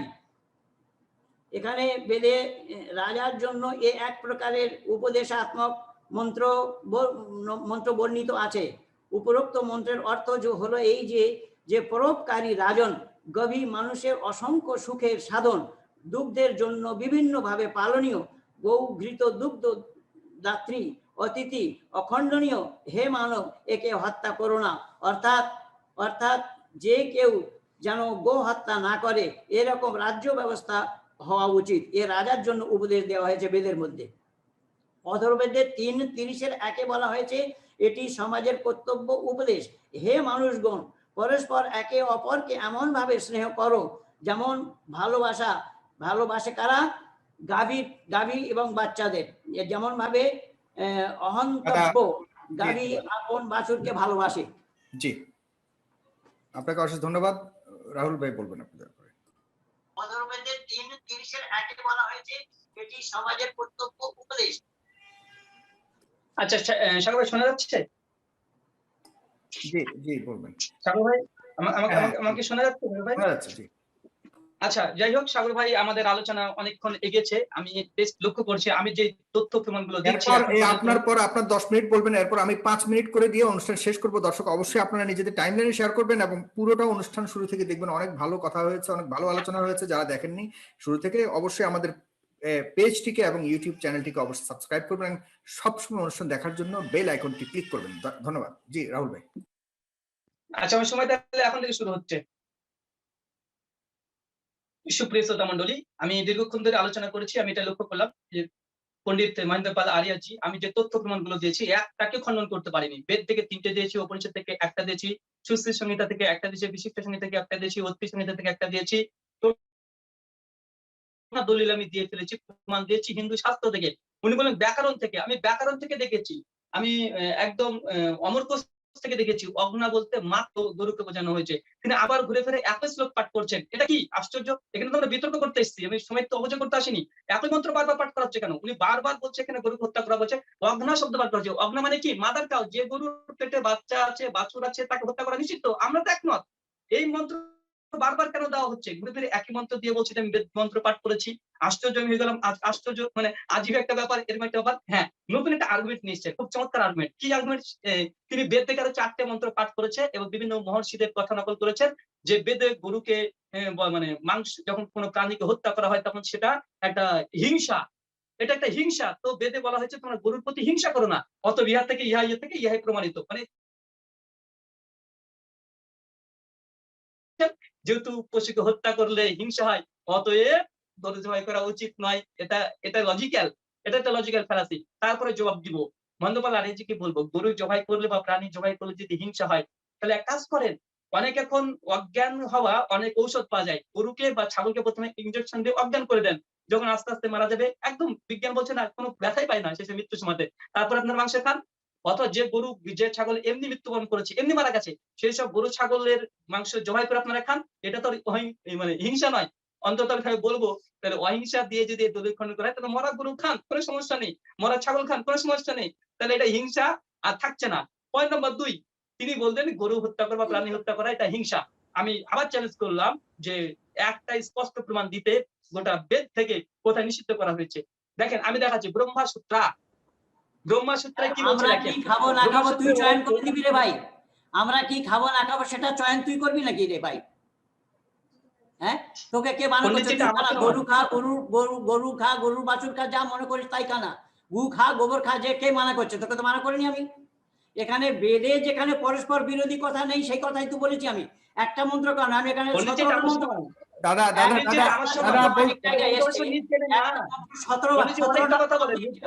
দাদা দাদা দাদা একটু বলতে দিন দাদা, প্লিজ। আমরা প্রায় অনুষ্ঠানের শেষের দিকে এসেছি, ঠিক, খুব সুন্দরভাবে অনুষ্ঠানটা আমরা কি খাবো ও চয়ন করবে নাকি? না না, ঠিক, আপনার সময় আপনি বলুন, আপনার সময় আপনি বলুন, ওনাকে বলতে দিন দাদা, ওনাকে বলতে দিন। হ্যাঁ রাহুল ভাই বলুন। দাদা আপনি যুক্তি দিয়েছেন গরু হত্যা যেহেতু হিংসা, তার জন্য যুক্তি পাল্টা যুক্তি দিতে পারি, যেহেতু মৃত গরুকে জবাই করে খেলে তাহলে আপনাদের আর্গুমেন্ট অনুসারে এটা হিংসা নয়, আপনারা খাবেন, এটাও যুক্তি। আবার আপনি যুক্তি দিতে পারেন, আমি যুক্তি দিতে পারি না। তুমি মহারাজ জাদু হলে আজ আমি আর চোর বটে, আপনি যুক্তি দেবেন আমি দেবো না, আজীব ব্যাপার। উনি বলছেন গরুকে হত্যা করা বা প্রাণী হত্যা করা নাকি হিংসা। আসেন দেখেন ব্রহ্মসূত্র কি বলছে, উনি নিজে মুখে দাবি করেছে, আমি শাস্ত্র দেখাবো। ব্রহ্মসূত্র আদি শঙ্করাচার্য তিনি কি বলছেন দেখেন, অধ্যায় নম্বর 3 বলি নম্বর 1 আর শ্লোক নম্বর 25 কি বলছে দেখেন, আমি আপনাদেরকে দেখাই গরু হত্যা করা এটা কি কোনো মানে হিংসা কিনা যজ্ঞে। দেখেন এখানে স্পষ্ট লেখা আছে, যদি এইরূপ বলা হয় যে যজ্ঞাদি পশু ইত্যাদি বলি হয় বলিয়া উহা পাপ, আমরা বলিব না, ইহা হইতে পারে না, কারণ শাস্ত্রে প্রমাণ এরূপ আছে। তারপর লিখে দেখেন, যজ্ঞে পশু হানিদি যজ্ঞ দ্বারা যজ্ঞ কর্তার কোনো পাপ হয় না, অশ্লীল কর্মফলের সৃষ্টি হয় না, কারণ শাস্ত্র দ্বারা ইহা অনুমোদিত। আচার্য স্বামী তিনি বলছেন, শঙ্করাচার্য তিনি বলছেন, যজ্ঞের সময়তে যে গরুকে যে প্রাণীকে জবাই করা হয় এটা হিংসাও না, এটা পাপও না। উনি মুখের কথা বলছেন, আমি ব্রহ্মসূত্র থেকে দেখে দিলাম। আরো একটা দেখেন, মনুসংহিতা থেকে এর আগে দেখেছি, মনুসংহিতা 5 নম্বর অধ্যায় 44 নম্বর শ্লোক, সেখানে পরিষ্কার ভাবে কি বলছে দেখেন, 5 নম্বর অধ্যায় 44 নম্বর শ্লোকে কি বলা হচ্ছে আমি দেখাচ্ছি, দুটো মন্ত্র এখানে পাঠ করছি। দেখেন এখানে এটা কি হিংসা? এটা হিংসা নয়।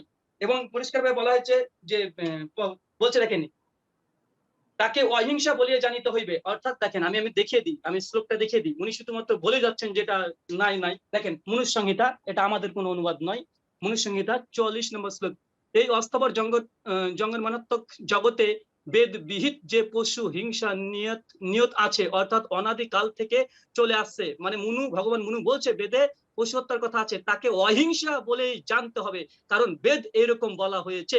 ভগবান মুনু বলছে বেদের মধ্যে গরু মাংস খাওয়ার কথা আছে, এবং পাশাপাশি তিনি একথা বলছে এটা হিংসা নয়, এটা হিংসা, এটা অহিংসা, এটা হিংসা নয়, এটা হিংসা রহিত। এরপর দেখেন আমি আরো দেখাচ্ছি, এটা হচ্ছে কালিকা পুরাণ 55 নম্বর অধ্যায় মন্ত্র সংখ্যা 10, সেখানে কি বলা হচ্ছে দেখেন, উনি বললেন বারবার একটা আর্গুমেন্ট পেশ করেছে 4খানা শ্লোক দিয়ে, যে এটা হচ্ছে কালিকা পুরাণ পঞ্চানন তর্করত্নের নবভারত প্রকাশনী থেকে ছাপা। এখানে পরিষ্কারভাবে লিখে দেখেন, এই জন্য যজ্ঞের পশুবধ হিংসার মধ্যে গণ্য হয় না। যজ্ঞে যে পশুবধ করা হয় এটা হিংসা নয়। আমাদের পণ্ডিতজি তিনি বলছেন হিংসা, এবং তার কথা মানবেন, শাস্ত্রের কথা মানবেন না পণ্ডিতজির মুখের শুধু কথা বলে মেনে নেবেন? পরিষ্কারভাবে আপনাকে 3টে রেফারেন্স দিলাম। আমি মনুসংহিতা 5 অধ্যায় 30 নম্বর শ্লোকে ভগবান মনু তিনি বলেছেন ঈশ্বর কিছু প্রাণীকে সৃষ্টি করেছেন খাদক হিসাবে আর কিছু খাদ্যক হিসাবে, মানে একজন প্রাণী একজনকে খাবে, এটা হিংসা নয়। যদি হিংসাই হয় আমি পণ্ডিতজিকে জিজ্ঞাসা করবো, যেসব বাঘ হরিণ মেরে খায়, তো ঈশ্বর তাহলে এমন প্রাণী কেন তৈরি করলেন যে একজন প্রাণী একজন প্রাণীকে মেরে হত্যা করে খেয়ে নিচ্ছে? আশ্চর্য বিষয়, আজীব ব্যাপার। আমি তারপরে শাস্ত্র থেকে দেখিয়েছি, তার যুক্তি খণ্ডন করেছি।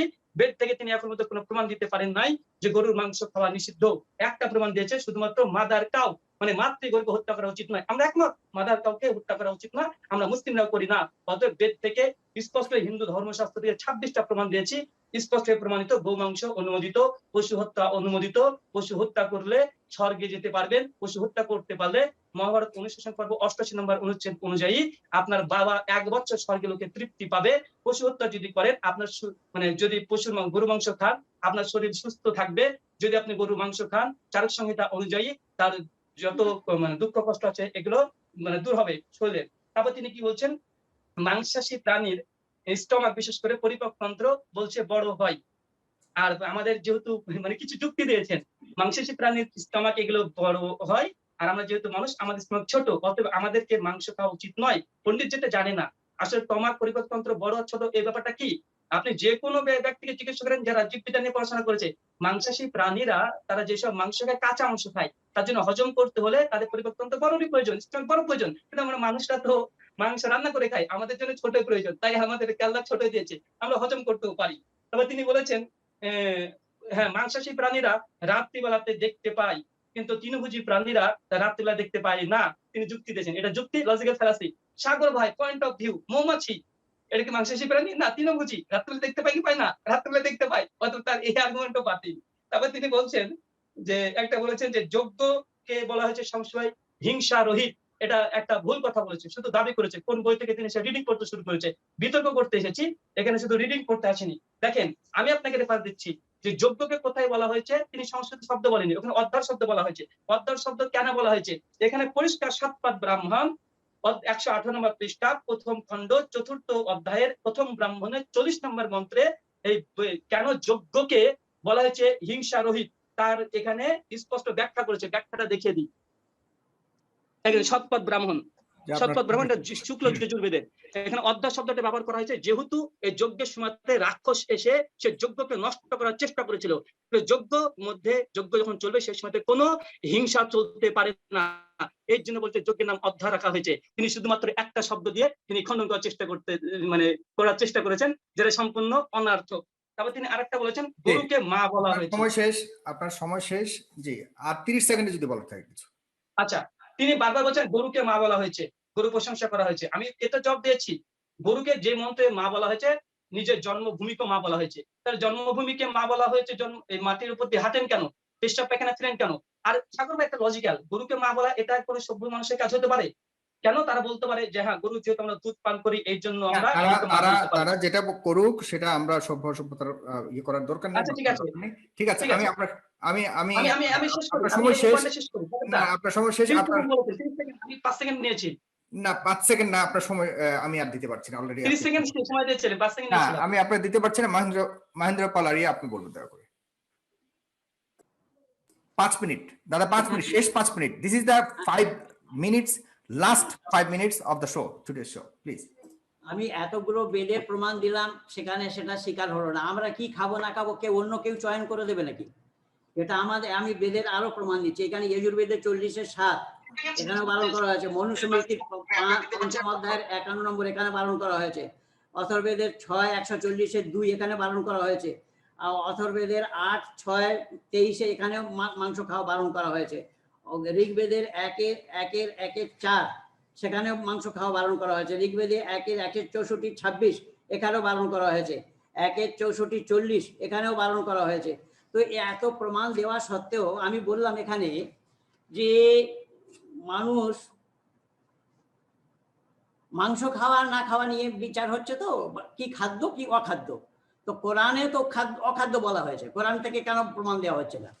কোরআনে তো অখাদ্য বলা হয়েছে, কোরআনে তো পরিষ্কার বলেছে কি মরা খাওয়া যাবে না, শাক পাত খেতে বলা হয়েছে সেখানে। তো শাক পাত খেতে বলা হয়েছে, তো কোরআনে সেখানে কি মিথ্যে কথা লেখা আছে নাকি কোরআনে? মরা খাওয়া যাবে না, সে মরা শব্দের অর্থটা কি? মরার পরিভাষাটা করুক না। মরা যার ভেতরে প্রাণ থাকে না, যার ভেতরে আত্মা থাকে না, সে মরা। এবারে যার ভেতরে আত্মা থাকে না, তো কাটলে আত্মা থাকবে না, না কাটলে আত্মা থাকবে, সে যেভাবেই কাটুক না কেন। এবারে কেউ পড়ে মরুক, চাই গলা দিয়ে এদিক দিয়ে কাটুক বা পেটে ছুরি গেটে মারুক বা কিচ্ছু করুক, যে তার ভেতরে আত্মা চলে গেলে মরা। তো আত্মা চলে গেলে মরা, তো সেখানে হচ্ছে পরিষ্কার হারাম বলা হচ্ছে, ইন্নামা হাররামা আলাইকুমুল মাইতাতা শব্দ এসছে, कि हराम किया गया तुम्हारे लिए मरा हुआ जानवर। তো সে ব্যাপারে সে নিয়ে বলা হচ্ছে না কেন? এখানে বেদের যে যারা অপভ্রংশ করেছে, বেদের পরস্পর বিরোধী কথা নেই, আমি পরিষ্কার বলে দিচ্ছি, আগেই বলেছি বেদে পরস্পর বিরোধী কথা নেই, পরস্পর বিরোধী কথা থাকার কোনো প্রশ্নই আসে না। তো একজন যার অনুবাদ করেছে সে যে নাকি বামমার্গী, তো বামমার্গীরা যার অনুবাদ করেছে তার সমস্ত সব জবাব আর্য সমাজী বিদ্বানরা দিয়েছে। আর্য সমাজী বিদ্বানদের অনুবাদগুলো পড়ে একবার দেখলেই কি অসুবিধা হচ্ছে। আমি সেইটাকে ব্রহ্মবাক্য কেন মেনে নিচ্ছি যে এইটাই যা বলেছে এইটাই ঠিক, এইটাই ঠিক আমি কেন মেনে নিচ্ছি? এর আগেও তো দুনিয়া আছে, পৃথিবী এইটাই না এর চাইতে বড়। কুয়ায় যে ব্যাঙ থাকে সে ছড়াই জানে সমুদ্র কত বড়। কুয়ার মেয়েটা, ওই জন্য স্বামী বিবেকানন্দকে বলতে হলো যে কুমার ব্যাঙ যে সে সমুদ্রের আবার তার নেই। তো কুয়ায় যে ব্যাঙ থাকে সে ওইটাকেই সমুদ্র মনে করে, কিন্তু তার বাইরে যে দুনিয়া আছে, তার বাইরে যে পৃথিবী আছে সেটাও জানা দরকার আমাদের। তো যাই হোক, এখন ব্যাপার হলো যে খাদ্য অখাদ্য, খাদ্য অখাদ্য, তো সেখানে কোরআনেও তো অখাদ্য বলা হয়েছে, তো কোরআন নিয়ে আলোচনা হবে না কেন? কোরআন নিয়ে আলোচনা হয়নি কেন? আমি তো সমস্ত কোরআনের আয়াত দিয়ে প্রমাণ দিয়ে বলেছি, তো সেটাকে টাচ করা হলো না কেন? আর কে কাকে একজন বলবে কে আমি আর কি খাবো না খাবো সেটা আমাকে কেউ চয়ন করে দেবে, কিন্তু রুচির উপরে নির্ভর। এমনি বলে মানুষ, আপ রুচি খানা আর পর রুচি পেহেননা, নিজের রুচি খাওয়া অনুযায়ী তো খাও, কে তোমাদের মানা করতে গেছে? তোমাদের কেউ মানা করতে তো যায়নি।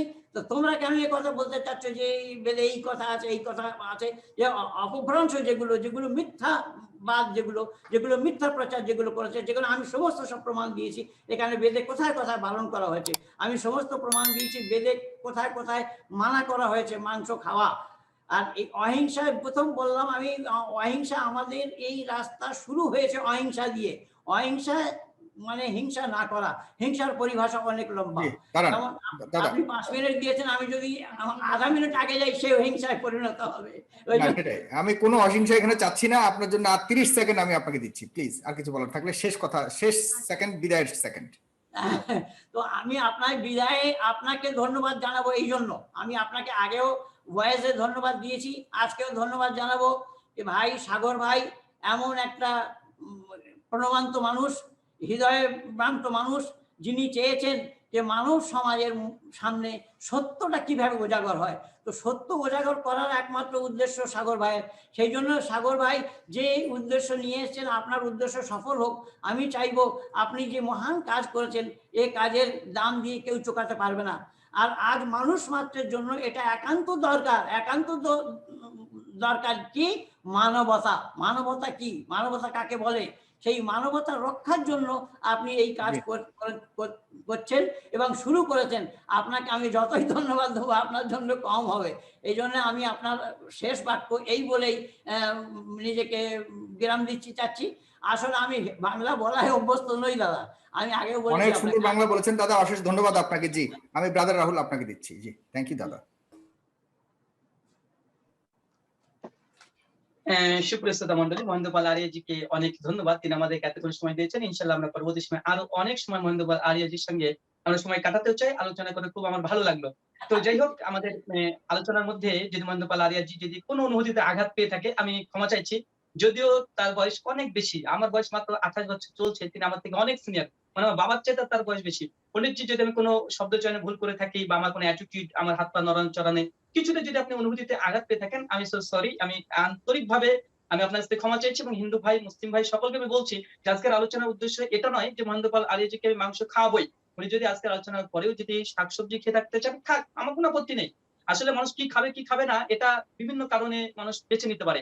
ডায়েট, মানে স্বাস্থ্যগত কারণে দেখবেন ডাক্তার বিভিন্ন ডায়েট দেয়, যে আপনি ডিম খাবেন, আপনি মাছ খাবেন, আপনি শাকসবজি খাবেন। হ্যাঁ, ডাক্তারও পছন্দ করে দিতে পারে। মানুষের রুচির ব্যাপার আছে, ভৌগোলিক ব্যাপার আছে। মরু অঞ্চলে ওখানে মানে যেমন আপনার মানে কোনো সবজি উৎপাদন করা সম্ভব না, ওখানকার মানুষ খাবে। তিনি এস্কিমো যারা আছে তারা, এস্কিমো এক ধরনের মানুষ, তারা কিন্তু কি খায়? মাছ মাংস খায়, তারা কোনো শাকসবজি খায় না। এস্কিমো, অস্ট্রেলিয়ান অ্যাভেঞ্জেলিস্ট এরা কিন্তু মানুষের একটা প্রকৃতি, তারাও কিন্তু কি খায়? তারাও শুধু কিন্তু মাছ মাংসই খায়, কেননা তারা শাকসবজি হজম করতে পারে না। এমনকি হোমো স্যাপিয়েন্স যারা জানেন, যারা জীববিদ্যা পড়েছেন, তারা কিন্তু মাংস খেত। তো এগুলো আসলে ভৌগোলিক কারণে মানুষ তার খাদ্যাভ্যাস গড়ে তোলে, স্বাস্থ্যগত কারণে তার খাদ্যাভ্যাস গড়ে তোলে, নৈতিক কারণে গড়ে তোলে, এমনকি চিকিৎসা ক্ষেত্রেও এই সব খাদ্যাভ্যাস গড়ে তোলে। পণ্ডিতজি যদি নিরামিষ থাকতে চায়, থাকুক, কোনো সমস্যা নেই। পণ্ডিতজিকে আমি বলিনি যে আপনি মাংস আপনাকে খেতে হবে। আমি যেহেতু আপনি যুক্তি দিয়েছেন, যুক্তি খণ্ডন করতে গিয়ে এই কথা বলাই যেতে পারে।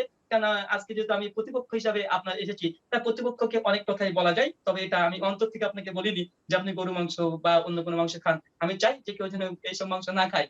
মাংস বেশি খেতে শুরু করে দিলে মাংসের দাম বেড়ে যাবে অটোমেটিক। তো যাই হোক, তারপরে তিনি কিছু মন্ত্র দিয়েছেন, বেদ মন্ত্র। তিনি শুধুমাত্র রেফারেন্স এসে দিয়েছে যে অমুক অমুক মন্ত্রে কি আছে, গোমাংসকে নিষিদ্ধ করা হয়েছে। আসলে তিনি এই রেফারেন্স দিচ্ছেন, কি আছে শ্লোক একটু পড়বেন তো। তিনি এর আগে 7টা শ্লোক পড়েছেন, 7টার জবাব দিয়েছি যে অগ্না বলা হয়েছে মাদার কাউকে, আমরা একমত। কিন্তু তিনি শ্লোক না পড়ে তিনি এবার রেফারেন্স দিলে কিভাবে হবে? আর এটা ডিবেটের কোনো সিস্টেম নয়। তারপর তিনি বলেছেন যে কোরআনে মরা খেতে নিষেধ হয়েছে, তো মরা ডেফিনেশন কি? আসলে কোরআনে মরা, আমি এর উত্তর দিয়েছি, পণ্ডিতজি হয়তো আমার কথা শুনতে পাই নাই, তার বয়সটা অনেক বেশি হয়ে গেছে। তো যাই হোক, মানে মরা বলতে যেসব প্রাণী নিজ ইচ্ছায় মানে একাকী মরে গেছে, অর্থাৎ যেসব প্রাণী এমনি মরে গেছে, কিন্তু যাকে জবাই করা হয়, এই জবাই করা মাংস অনুমোদিত। সূরা আনাম 145, সূরা নাহাল আয়াত নম্বর 115, সূরা মাইদা আয়াত নম্বর 73, বিভিন্ন জায়গাতে আমি জবাব দিয়েছি। আসেন আমি মনুষ্য সংহিতা থেকে দেখাই। মনুষ্য সংহিতা 5ম অধ্যায়, হিন্দু ধর্মীয় শাস্ত্র, এটা আইন গ্রন্থ, 5ম অধ্যায় 32 নম্বর শ্লোকে কি বলছে দেখেন, যে পশু নিজ থেকে মরে গিয়েছে সেই রকম পশুর মাংস অভক্ত। বলছে মনুসংহিতাও বলছে একই কথা, যেসব প্রাণী নিজে একা একা মরে গেছে এইসব মাংস খাবে না। তার পরের আগের মন্ত্র বলছে যে গরু মাংস খাওয়ার অনুমোদিত, স্বাস্থ্যের মাংস অনুমোদিত, একাধিক ভাবে আমি দেখিয়েছি। তার মানে বুঝতে হবে যেসব প্রাণী একাকি মরে গেছে, অসুস্থতার কারণে হোক, বয়সের কারণে হোক, সেই সব খাওয়া যাবে না। এটা হিন্দু ধর্মের মধ্যে আছে, কোরআনও আছে, আর এটা নিয়ে বিতর্কই নাই। তিনি বলছেন কোরআন নিয়ে কেন আলোচনা হবে না? আমরা মুসলিমরা তো প্রাণী মাংস খাওয়া অনুমোদিত বলি, আমাদের নিয়ে তো কোনো মতানৈক্য নেই। মতানৈক্য তো আপনারা করেন যে না প্রাণী মাংস খাওয়া উচিত না, তার জন্য বিতর্ক হচ্ছে। ধর্মীয় আধারে বিচার হচ্ছে যে ধর্মগ্রন্থ কি অনুমোদন দিয়েছে না নিষিদ্ধ হয়েছে, আপনি না খেতে চাইলেন না খান, আমাদের কোনো সমস্যা নেই। তিনি বলছেন, তারপরে তিনি বলেছেন যে আমি যেসব অনুবাদ দিয়েছি, বারবার একই অনুবাদ। এই সাগরদা, আমি দেখেন আমি অনুবাদ দিয়েছি একটা নয়, 3টে অনুবাদ দিয়েছি। একটা ইংরেজি অনুবাদ শেষে দেখালাম, আর দুটো একটা অক্ষয় লাইব্রেরির অনুবাদ দেখালাম। আমি যদি বেদের 3টে অনুবাদ দিয়েছি, 3টে ভুল হতে পারে, এটা কেউ বিশ্বাস করবে? এবার ভুলটা যে কোথায় হয়েছে সেটা তিনি ধরে দিক, যে রুহুল আমিন ভাই এখানে আসলে ভুলটা এটা করেছে। তিনি অন্য শ্লোকের ভুল কি করেছে তিনি সেগুলো নিচ্ছেন। তিনি ব্যাকরণের কথা বললেন, আমি অমর কোষ ব্যাকরণ থেকে দেখিয়ে দিলাম যেখানে অগ্না বলতে মাতৃগরুকে বলা হয়েছে। আমি অনেকগুলো মানে ডিকশনারি থেকে দেখালাম, আমি নিরুক্তা থেকে দেখাতে পারবো। 1143 নম্বর শ্লোক, 1143 এর নিরুক্তা, 1143 বলা হয়েছে 30 সেকেন্ডে শুধু বিদায় নেবেন, 30 সেকেন্ডে প্লিজ। আচ্ছা, তো সুপ্রিয় শ্রোতা মন্ডলী, আমি যথেষ্ট চেষ্টা করেছি আমাদের পক্ষে আমি দলিল উপস্থাপন করার জন্য। এরপরেও আপনারা সত্য মিথ্যা আপনারা নিজেরাই গ্রহণ করবেন। আলোচনা করে অনেক ভালো লাগলো। আমরা চাই আরো বেশি বেশি আলোচনা হোক। আজকে আমি এতটাই শেষ করলাম। একটা কোরআনের আয়াত জাস্ট পড়বো, সূরা বানী ইসরাঈল 17 আয়াত নম্বর 81। আল্লাহ সুবহানাহু ওয়া তাআলা বলেন, বিসমিল্লাহির রহমানির রহিম, ওয়া কুল জাআল হাক্কু ওয়া যাহাকাল বাতিল ইন্নাল বাতিলা কানা যাহুকা। যখন সত্য আসিয়াছে মিথ্যার সামনে, মিথ্যা তখন বিলুপ্ত হইয়াছে, মিথ্যা তো বিলুপ্ত হইবারই জন্য। সুবহানাকাল্লাহুম্মা ওয়া বিহামদিকা আশহাদু আল্লা ইলাহা ইল্লা আনতা আস্তাগফিরুকা ওয়া আতুবু ইলাইক। আসসালামু আলাইকুম ওয়া রাহমাতুল্লাহ। জি দর্শক, অনেক ধন্যবাদ আপনাদেরকে। 2 ঘন্টা যাবত আপনারা অনুষ্ঠান শুনেছেন। অনুষ্ঠানে কি হয়েছে, কে হারলো কে জিতলো, যদিও ওইভাবে আমি বিচার করিনি, কি সুন্দর আলোচনা হয়েছে। এই আলোচনা আমি মনে করি মহেন্দ্র পাল আরিয়া দাদা আরো অনেকবার আমার এখানে আসবেন, আমি তাকে আবারও ইনভাইট করব। এবং ব্রাদার রাহুল এই সেকেন্ড টাইম আমার এখানে ডিবেট করলেন। এর আগে খ্রিস্টান একজন ধর্মযাজকের সাথে করেছিলেন, আজকে হিন্দুর সাথে করলেন। তিনি আমার কাছে বলেছেন অন্যান্য ধর্মের সাথেও তিনি একইভাবে করতে চান, তার কোনো আপত্তি নেই। কেউ যদি থাকেন তাহলে অবশ্যই আমার সাথে যোগাযোগ করবেন, তিনি আছেন তো করবেন। এবং হিন্দুদের পক্ষ থেকেও যদি অন্য কেউ আসতে চান তাহলে করতে পারেন, আমাকে এভাবে বলেছে। আমি জাস্ট ইনভাইটটা করলাম আপনাদেরকে।